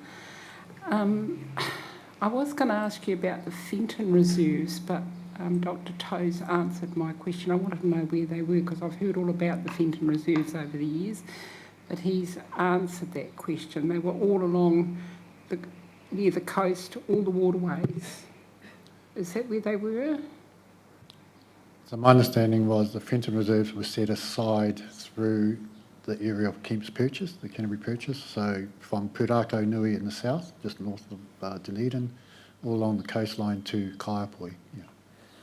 And that was because that was expressly expressed in the deed of sale, that we would have access to our mahinga kai. It was denied, and hence they set aside reserves within that purchase area. Yeah. Some are even inland as well. Yeah. And I think Dr. Tahu again said in his evidence that there's not much water that enters the reserves anymore. Is that? Yes, that's correct. Te Akiaka, for instance, it had water flowing around 80% of it, of the reserve. Then probably about when District Council then realigned the river, they straightened the river for flood protection purposes, and that cut off all water access to the reserve. So the reserve actually sits high and dry now. There is no water. Yeah. And yet it was expressly guaranteed unimpeded flow of water.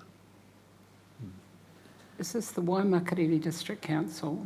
This would have been the old Rangiora Drainage Board, Okay. back in, well, probably prelude to that actually, 1930s, 40s, I think around 40s, post-war. And the other question I had for you was about a mahinga kai allocation for Courtney Stream. I understand the Section 42 report said that because that, and correct me if I'm wrong, that because Courtney Stream is over-allocated, that there wouldn't be an allocation for mahinga kai. Am I correct on that? There seems to be some dispute around the allocation, around over-allocation. My understanding is that there is water available. But in the question of over-allocation, how are they going to claw it back, if it is over-allocated? But no, my understanding is there is sufficient water there to allocate for that purpose. And the last question that I have for you, and it relates to your paragraph 22, I think, where you talked about the waterways around Tuahiwi, adjacent to Tuahiwi. Is that Ruataniwha that runs near the marae? Yes, so actually that river has there's 5 parts with 5 different names to it. Ruataniwha is the furthest south before the confluence of the Kaiapoi. So working up, we have Ruataniwha, then the Waituere, Korotueke, Waikoruru, and sorry, the last one's just eluded me. Yeah, the top one. So it does include the Cam, but also the tributaries around it. There's a number of significant streams as well. Yeah. So for the waterway that flows past the marae, is that in private ownership, where it runs, where it flows? There's a marginal strip that runs along the majority of it. Some of it is now in private ownership. There's others that's in the Queen's chain, but our understanding is that the land adjoining the river was set aside for our purpose. The river was set aside as a mahinga kai reserve, so in order to use that river, then you must have land access to it as well. So that's our understanding, yeah. So with that in mind, does the Rūnanga have any plans, or are they undertaking any restoration or rehabilitation by the marae? So we're working in conjunction with Waimakariri District Council at the moment. Okay. Because the actual Rūnanga doesn't own any land, No. because remember it's individual ownership, the reserve itself was set individualised in 1859. In 1859 it was individualised. So the Rūnanga doesn't own any land adjoining it. But the Rūnanga, through their relationship with Waimakere District Council and the Zone Committee, are working to restore parts of it, yeah. Okay, great. That's all I have, thank you. Thank you. Mr. Rubin, just come back to your paragraph 7, if you will, please.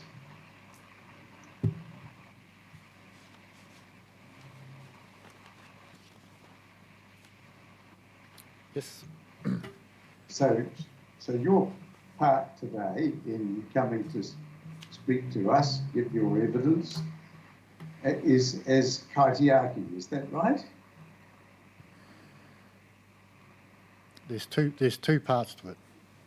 One role is as rangatira, and then the other part is as kaitiaki. Yes, Yeah. So my being here today covers both. I see. Well, now, there was some discussion about cultural flows and environmental flows. And are they the same or are they different? There were differences in a number of them on particular stretches of rivers, but they go in hand in hand. Our cultural values need a set environmental standard, and if those environmental standards are met, then they will meet the majority of our cultural needs. The majority. Yes. Now, you'll remember Dr. Tahu talking with us about the priorities for freshwater that have been recently further explained, I think. Do you know about those priorities? Sorry, what was it? Know about what? The priorities that have been recently explained, and I think Mr. Winchester's going to show you them. Perhaps you're not familiar with those. Yeah, I'm very familiar with those priorities, just different wording. Different wording. Same but it's the outcomes, concept. same concept, Same same outcomes, Yes. just different way of expressing it. Thank you. Well, sometimes we need to have a little conversation to make sure we're understanding correctly. So what I'm asking you is this. Obviously, environmental flows are covered by the first priority. I think we can agree on that, can't we? Yes. That's what it's for, environmental flows. It can be read that way, yes. Would you read it a different way? I could see it meeting some of our cultural values as well, yes. As well, yes. But there may be other cultural values that would not be met by priority 1. Yeah, seen through different sets of eyes. For instance, they can do a science report. We've seen technical reports that state they've seen tuna. That's great, but they don't tell us how many tuna they've seen. They don't tell us the age of those tuna. Are they populating? They just most of their reports are only just a snapshot on that particular day they're there. It doesn't tell us the volume of them and how many whānau can they sustain. So yeah, different sets of eyes. And how long we're there, or were they just passing by? Exactly, but with ourselves, my father, my grandfather, we have intergenerational knowledge, not just a snapshot. We see it day in, day out, week in, week out, year after year, decades after decades. We see that, we've got that tracking knowledge. I haven't seen too many reports that have that amount of information stored in them. So that if there was any cultural flow, any cultural use of the water that wasn't covered by the first priority as environmental flows, would it be covered by the second priority? Yes, but we shouldn't pigeonhole it by having in brackets such as drinking water, Yes. because people will just read that as meaning drinking water and narrows their mindset. Yes. Well, Mr. Winchester will remind you or explain to you about the rules of interpretation in regard to that classification. Anyway, Mr. Rubin, thank you very much for coming in and giving us your evidence. We're grateful. Thank you very much. Good.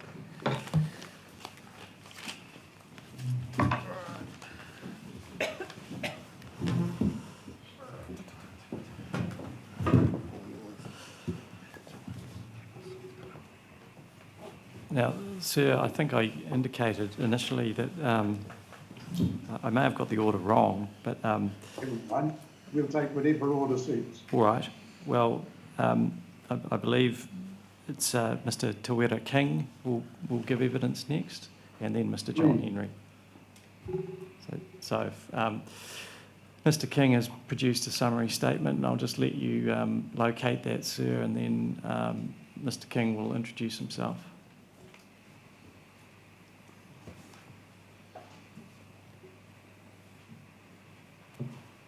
Good morning, Mr. King.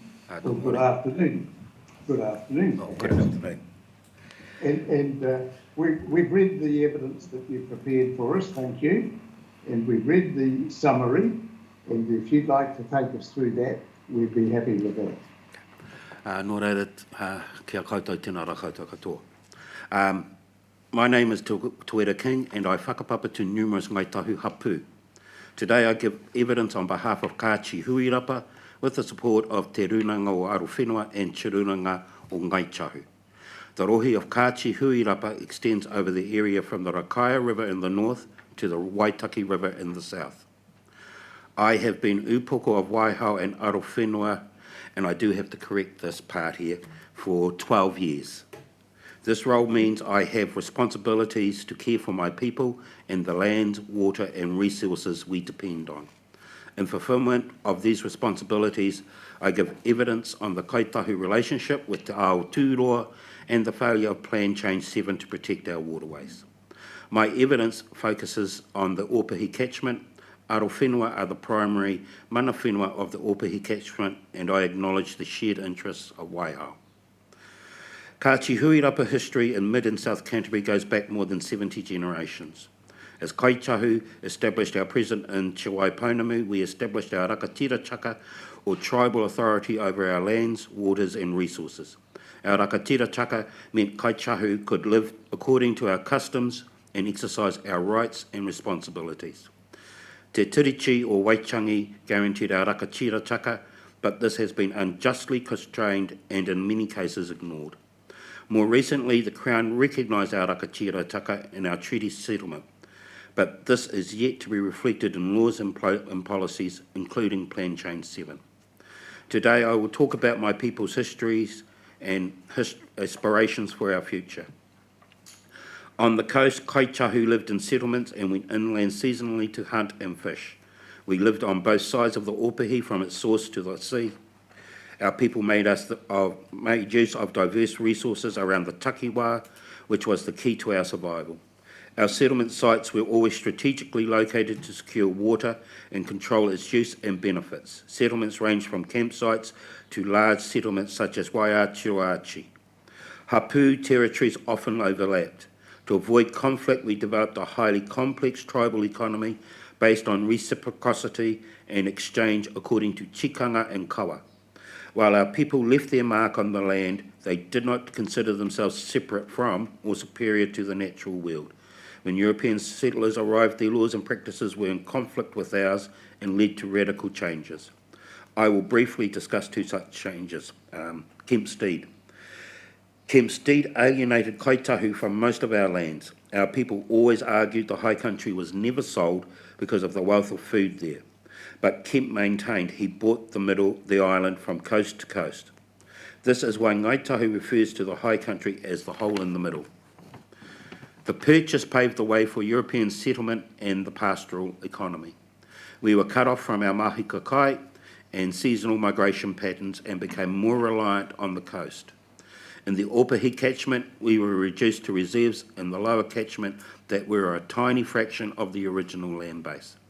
Many of our people continue to reside on these reserves today. We always guarded our mahi kakai, which is why it was guaranteed in Kemp's deed. Eventually, this saw fishing reserves allocated that are still in use today. This gave rise to an expectation that we would have water for our places of residence to sustain our people. The second part is about Arowhenua. Whānau moved to Arowhenua initially to defend against Te Rauparaha and later to assert our presence against European settlement.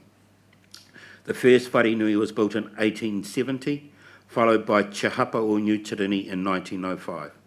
This name means the broken promises of New Zealand, and can I also add the unfulfilled potential of New Zealand. Referring to our grievances against the Crown. In 1895 and then 1951, 2 schools were built and a church constructed. My point is that Arowhenua became wāhi tupuna, a cultural landscape. Our children swam in the river and our people derived spiritual health from it. I do not want to see future generations denied these benefits. As the marae is close to Timuka and Ōpahi, it erodes the mana of whānau to tell manuhiri, our visitors, to stay away from the river as the water is unsafe. Cultural landscapes are not just about sites, but relationships between them. My evidence discusses 3 important features: mahi kakai, which is the basis of our culture and historically our tribal economy; ara tāwhito, which is our ancient pathways between settlements. These tended to follow food resources to sustain our people on their journeys; and archaeological sites. My evidence lists efforts to record archaeological sites, many of which have been lost to developments. Rock art is one of these taonga. I support the evidence of Ms. Kylie Hall and Ms. Trina Davison about protection of these taonga. Ahi kāroa, keeping your fires burning, keeping your connection to that area alive. Despite injustices, Ngāi Tahu has always acted to protect and restore our waterways. At an iwi level, this is reflected in our treaty settlement, which records our customary associations and secures nohoanga, temporary campsites, to enable mahi kakai. Taonga species are listed, although some taonga such as inaka, tuna and kanakana are not included because of regulations and the quota system. At a whānau and hapu level, we practice kaitiakitanga. John Henry's evidence discusses the Mataitai reserves. We routinely undertake cultural mapping. We review pastoral leases to protect our sites and values. We work to restore traditional names. We build relationships with the Crown and prepare management plans such as the Kachi Huirapa Iwi Management Plan. We come to a 4th point, which is our aspirations. I have talked about the past and how we have tried to remember our grievances, but now I will turn to the future. I would like to draw attention to our core values. These are ka tagata. This means valuing people and acting with integrity. Mana tiaki. This means exercising guardianship. Ka neke, meaning progress and encouraging innovation. As upoko, I have aspirations for my people and our land and waters. I want to see Te Hapa o New Tirini as a place our people carry in their hearts wherever they are in the world, a place to remember the past and plan for the future. Guided by our tikanga and our kawa, the old and the new can be celebrated. By understanding our past, we can rebuild and sustain our people to fulfil their potential. It is my aspiration that our future generations can walk freely on the whenua, te ara tāwhito, swim in our rivers and stand on our shores. By walking with our tupuna and experiencing the wairua of our whenua, we understand our culture and what it means to be kaitiaki. When this happens, our hauora and identity is strengthened. My aspirations are drawn from the crisis I am witnessing in our environment. It is of grave concern that my people are limited in the places they can walk, and the hauora is declining. If this continues, future generations cannot experience the interconnections of our places and the practices that are the foundation of our culture. I believe that Plan Change 7 has the potential to further undermine our aspirations. I have had many discussions with our planners and understand there are several holes in the plan. As mana whenua, we might not be consulted on important decisions. Indigenous biodiversity will suffer and Tonga species will not be protected. The evidence of Ms Davidson discusses these holes in more detail. In essence, Plan Change 7 undermines the ability of CLWRP to exercise kaitiaki taka and rakatira taka to maintain the Māori of Te Aotearoa. It also negatively impacts mahi kakai. Plan Change 7 also fails to adequately identify and recognise Kaitahu ancestral, historic and contemporary values, rights, interests, as detailed in my evidence. On this basis, Plan Change 7 denies the exercise of my role as upoko and as kaitiaki. I have read the evidence of Ms Hall and Ms Davidson's evidence and support their recommendations as being appropriate to address many of the matters covered in my evidence. Nō reira, tēnā rā koutou katoa.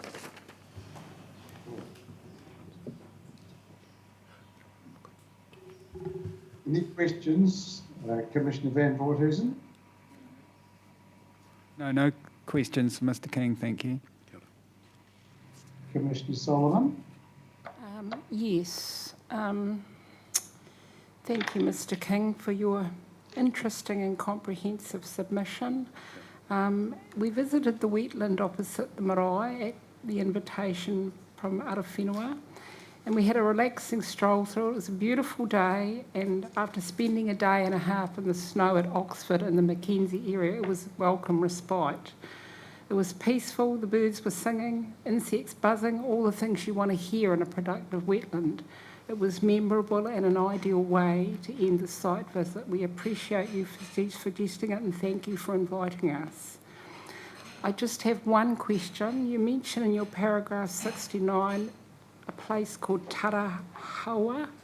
Yes. Could you explain to me where that is? Tarahawa is Mount Peel in Geraldine. Mount Peel, Aye. okay. Thank you, I have no more questions. Mr King, as upoko, you have come yourself Yes. to talk to us. You have thought about it to make clear to us these important matters. So we're very grateful to you for your preparation and for your attendance in person this morning. Thank you. Thank you. Kia ora.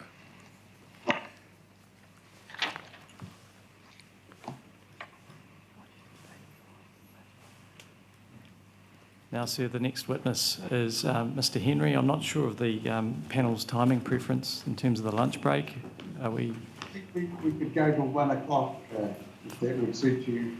Yes, absolutely fine, sir. If you prefer us to break now, well, I'm sure we could be flexible. No, I think if we get through Mr Henry, that will be the end of the cultural evidence and somewhat of a natural break. Good break. Yes, So let's carry on. I think Mr Henry is ready. If you have his summary statement in front of you, sir. It's just coming up onto the screen as we speak.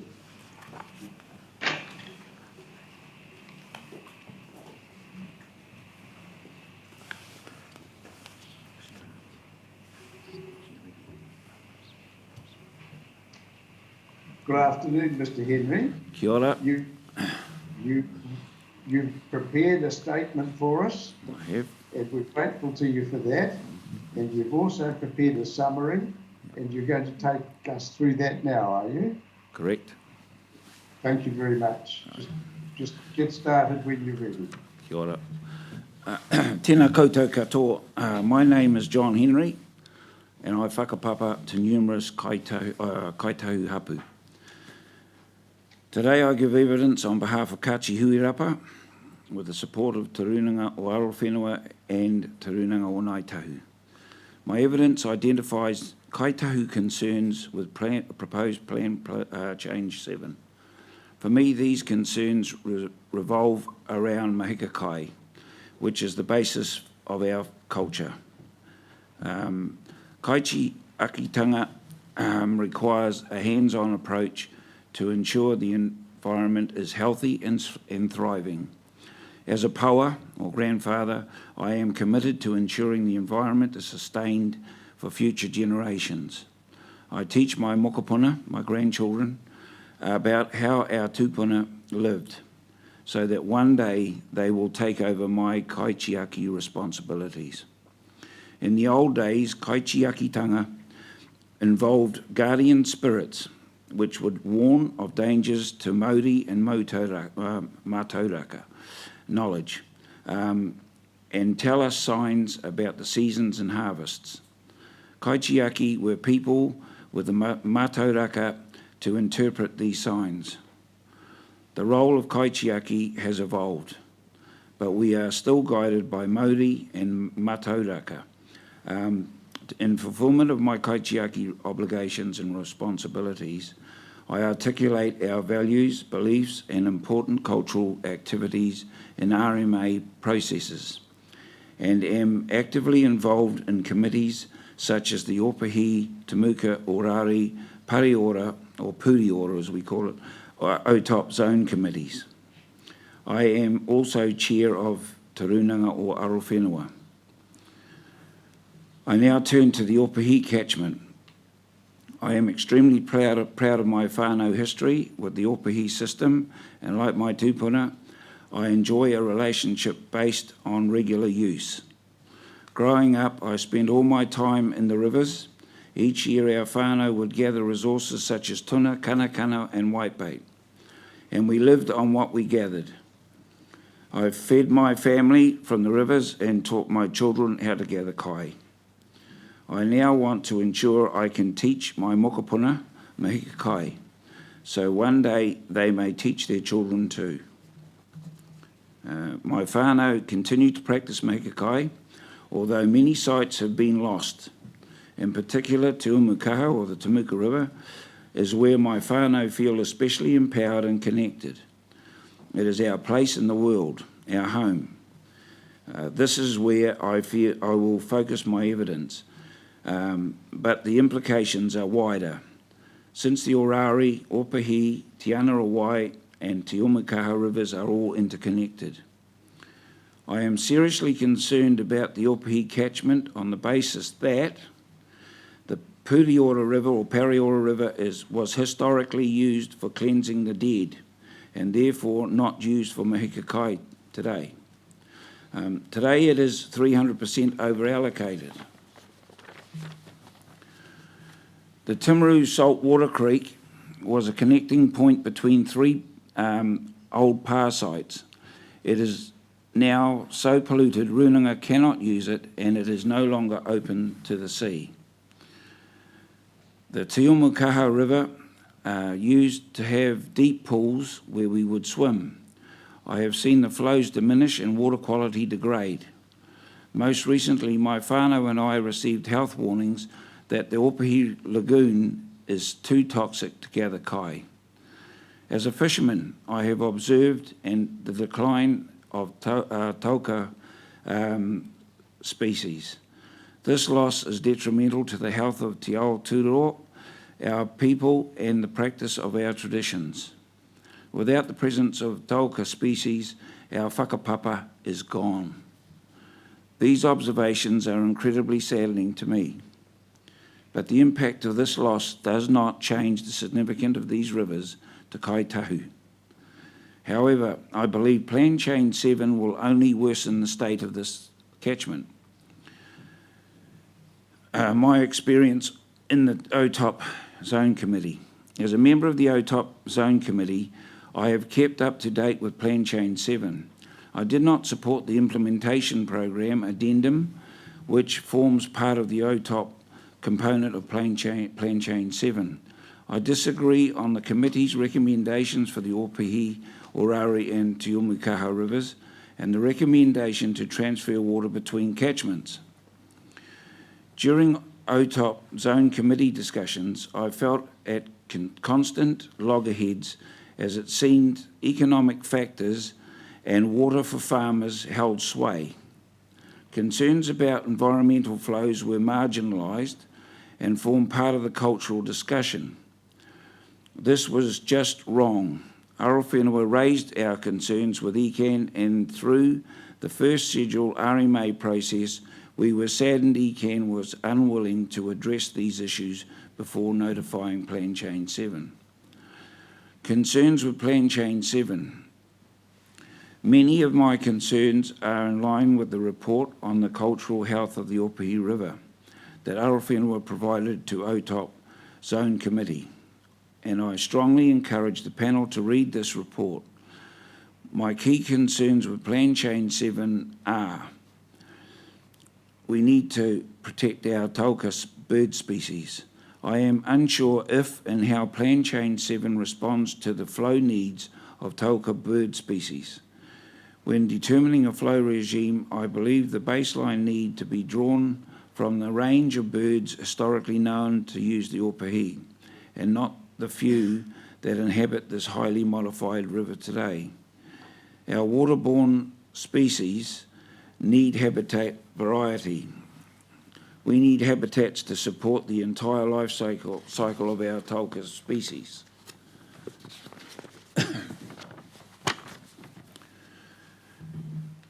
Our freshwater mataitae requires special protection.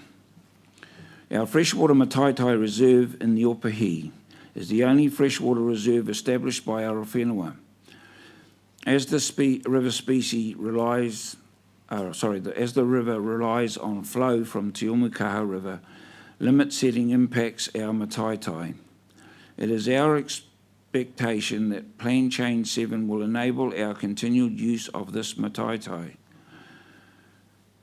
Many people say flows in the Pouhere River were always low, but today's flows are lower and stay lower longer. My evidence discusses how the presence of large eels over 300 metres of the river means higher flows are required. Flow variability is an important for Te Anawai River due to the Opua Dam. I am unclear how this is to be provided in Plan Change 7. Allocation must be addressed. I am extremely concerned about over-allocation and am appalled Plan Change 7 proposes to retain unacceptable flow levels. Mixing water is culturally abhorrent to Arowhenua, as each waterway has its own whakapapa. If the problem is over-allocation, this needs to be addressed instead in each river. Our wetlands and waipuna are valuable and need protection. Raupo wetlands are critical for Mahinga Kai. Much of our wetlands have been lost, and our remaining wetlands need to be protected. Waipuna, or freshwater springs, are taonga, often associated with spiritual practices and in some cases atua and tupuna. I support the inclusion of waipuna in Plan Change 7, but ask the rules to protect these sensitive areas. Our rock art is a significant tauka. I support Te Wera King's evidence about the evidence of rock art and the recommendations of Ms Hall for greater protection of these tauka. The nutrient load needs to be lessened. I agree with the Zone Committee on how nitrates could be managed and the overall goal to reduce nutrients over time. Conclusion, I consider Plan Change 7 does not adequately recognise Kachihuirapa Rangatirataka. In particular, it fails to recognise and provide for the ancestral and contemporary relationship of Kachihuirapa with the Pouhere catchment. Consequently, it denies me the ability to exercise my rights and responsibility as kaitiaki. The evidence of Ms Hall and Ms Davidson detail the appropriate planning concerns and mechanisms that could remedy the situation, and I support their evidence. Kia ora. Thank you. That is all. Kia ora, Mr Henry. Thank you. Just there may be one or two questions, if you wouldn't mind, please. Commissioner Van Voorthuizen. Yes, I have a question from your evidence in chief. Do you have a copy of that with you? Paragraph 79, page 25. 75? Page 25, paragraph 79. find it first. Right. So there you're referring to the Temuka River, and in Plan Change 7 as notified, Table 14I had a cultural allocation available from 1 January 2030 for 100 litres per second, which I think you referred to. From reading your evidence, I was confused. I'm not sure if you support the inclusion of that cultural allocation in Table 14I or you do not support it. I do not support it. And on the simple grounds, and I'll explain why. The allocation is a miserable amount. Number two, why would we allocate it to us to use when the river needs it? Just a slap in the eye. Yeah. All right, thank you. No further questions, thank you. Commissioner Solomon? Yes, I have several questions. Good afternoon, Mr. Henry. Kia ora. In your paragraph 19 of your evidence in chief, you explain your experience on the zone committee and you say everything felt like it was being done in reverse. What did you mean? What do you feel should have come first? Well, first was supposed to be the environmental, I think, and then there was supposed to be cultural allocations discussed first and sorted out prior to moving on to the other requirements within it. But what actually happened was that every time this started to be a discussion on this, it reverted back to economic issues. And in the OTOP committee, I think we spent 90% talking about the effects of economic issues, and then in the last part of it, we actually talked about the cultural and the environmental issues, the flow regime. So, yeah. Okay, and then in your paragraph 103, which I'll just bring up now.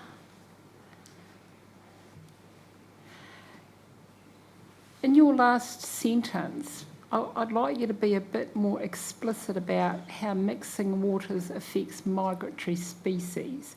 In what way does it affect migratory species? And their ability to return home.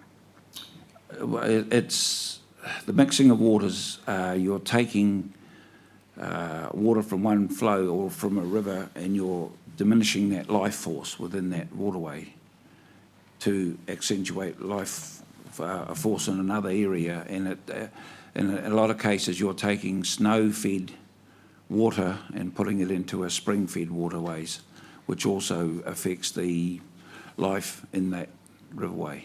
So we say that... So does it affect species by their smell, for instance? Yes. It likes of kanakana use pheromones, so it would affect that, yes.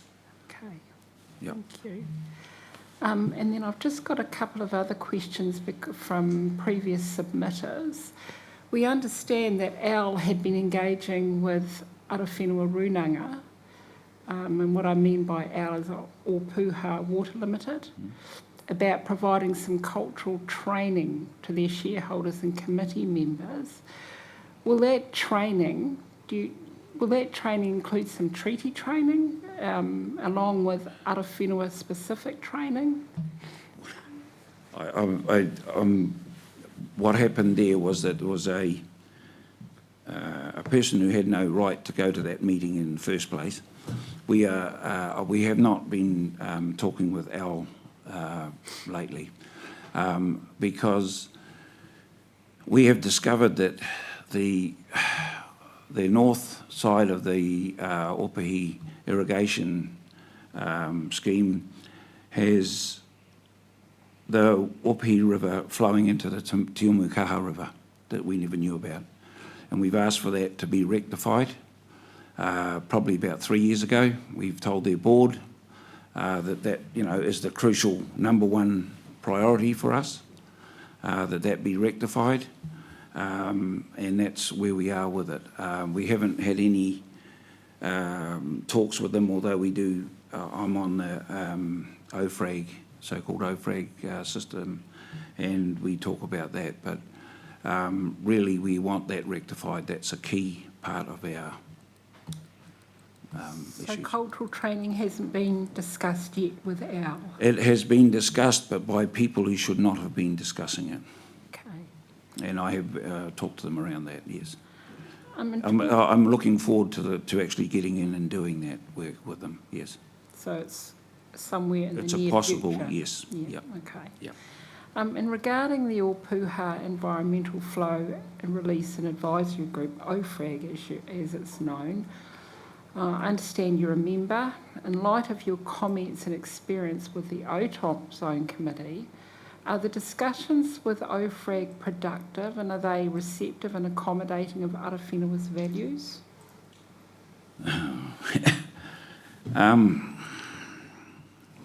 In my experience, what happened, we went through a very, very tough year, and how OFRAG was supposed to work is that they bring us in when a certain level was reached in the lake, and it becomes critical. So they bring us in and we talk about how we can try and alleviate the different issues around the flow so that the ORP doesn't dry up. But it became very apparent to me that for the first time that the farmers had over-allocated or overused the water supply at that year anyway, and then we were brought in to try and alleviate things. The environment itself suffered because of that. So the following year, there was a few changes made, and we came in early and we done things, and it worked out okay. But there was a year that followed that there whereby I was phoned up in early in the year, like to the irrigation side of it, and I was asked if we could make a change to the environmental flow of the Pouhere. Of one, or I can't remember now what it was, but it was as amount anyway, 1 cubic or whatever it was, and that the farmers will reduce their flow by 1 cubic. But the farmers weren't irrigating, so the first hit was really on the environment, which is something that I really strict on. So I refused to allow that to happen. It became very apparent that this tool was used for storage. It was a tool that as soon as they thought they were having a dry season, they'd pull this card out and it was used for storage. Be it for what I call a flushing flow that they use every now and again, that was predominantly for clearing it out for salmon and trout, the familium and things like that. But it just became apparent that this was what the use was being used for, so I've sort of slowed that process up, and they are listening to that. So yes, they do value our input to it. Great. Yep. Thank you. And one more question. On our site visit, we went to look at the dam. Actually, 2 more questions. We also heard that Arowhenua is in talks with OWL about a trap and transfer regime for tuna, similar to that in the Waitaki catchment. After questions were put to Meridian about the Waitaki experience, questions such as the time it takes to plan and to undertake trap and transfer, and the man or lady power needed puts a lot of pressure on whānau. Meridian responded saying that they thought the Ngāi Tahu field party, and that was their words, or as they call it, were happy to do this because it means, and I'm using my words here, they could get down and personal with the tuna. Is this your view? Our Mataitai committee were working on that with them. Excuse me, I'll use a name. Mandy Home, God rest her soul, she's gone now, but she was working on that with them, but they told her that, and she used to operate with the Waitaki, but the costs were too dear at that time. So we were coming back to have a try at looking at doing it with our guys and trying to work out something, and we are still in that process. Yeah. Okay, and so just my last question.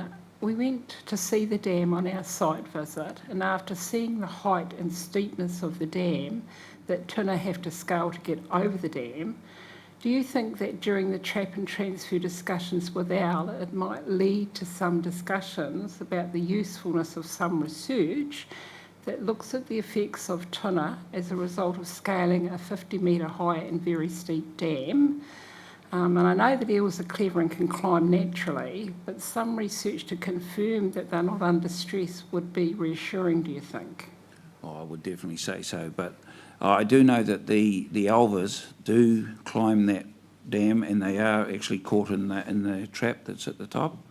They, because we have seen them in there. We've gone up there, our Mataitai group, at times when they were travelling, and they actually climbed that very steep dam. Wow. I said that too. I couldn't believe it. But it's what we're talking about is really, there's two aspects to it. One is that we're getting the alvars going up. We want to try and get the big girls going down so that we can take them out for breeding purposes, the ones that are going out to sea, you know. But in so doing, we are worried also that there are, or have been, what do you call them, commercial eelers on that lake. So we're having the same difficulty at Waitaki, that we're worried that what we're doing is feeding commercial. We don't, you know, it's a waste of time if you're doing that. It's also a waste of money for the dam companies as well for doing that. So we're looking at that as well. Thank you, Mr. Henry. I have no further questions. Kia ora. Mr. Henry, you oppose the mixing of waters. Yes. And you'd be opposed to taking water from the Mackenzie Basin through Burke's Pass and into the Otop area. Yes, correct.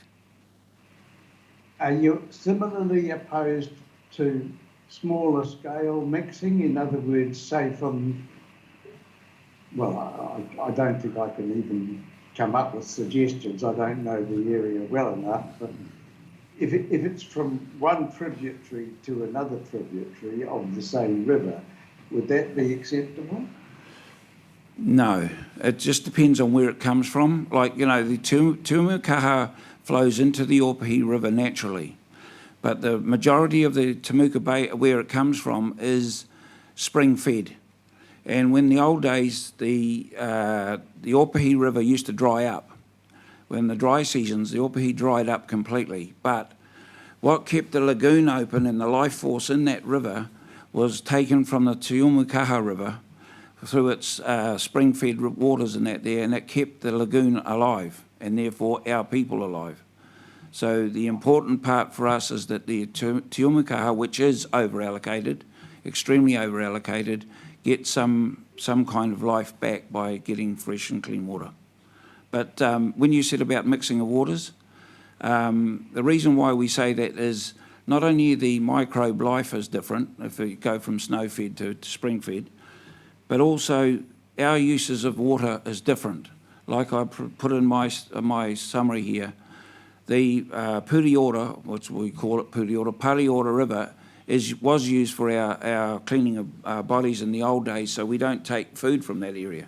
We wouldn't want that water flowing through into our other rivers for that reason, because it then pollutes, as far as we're concerned, that waterway. And that's one of the reasons. We have different uses for these different rivers, so that's...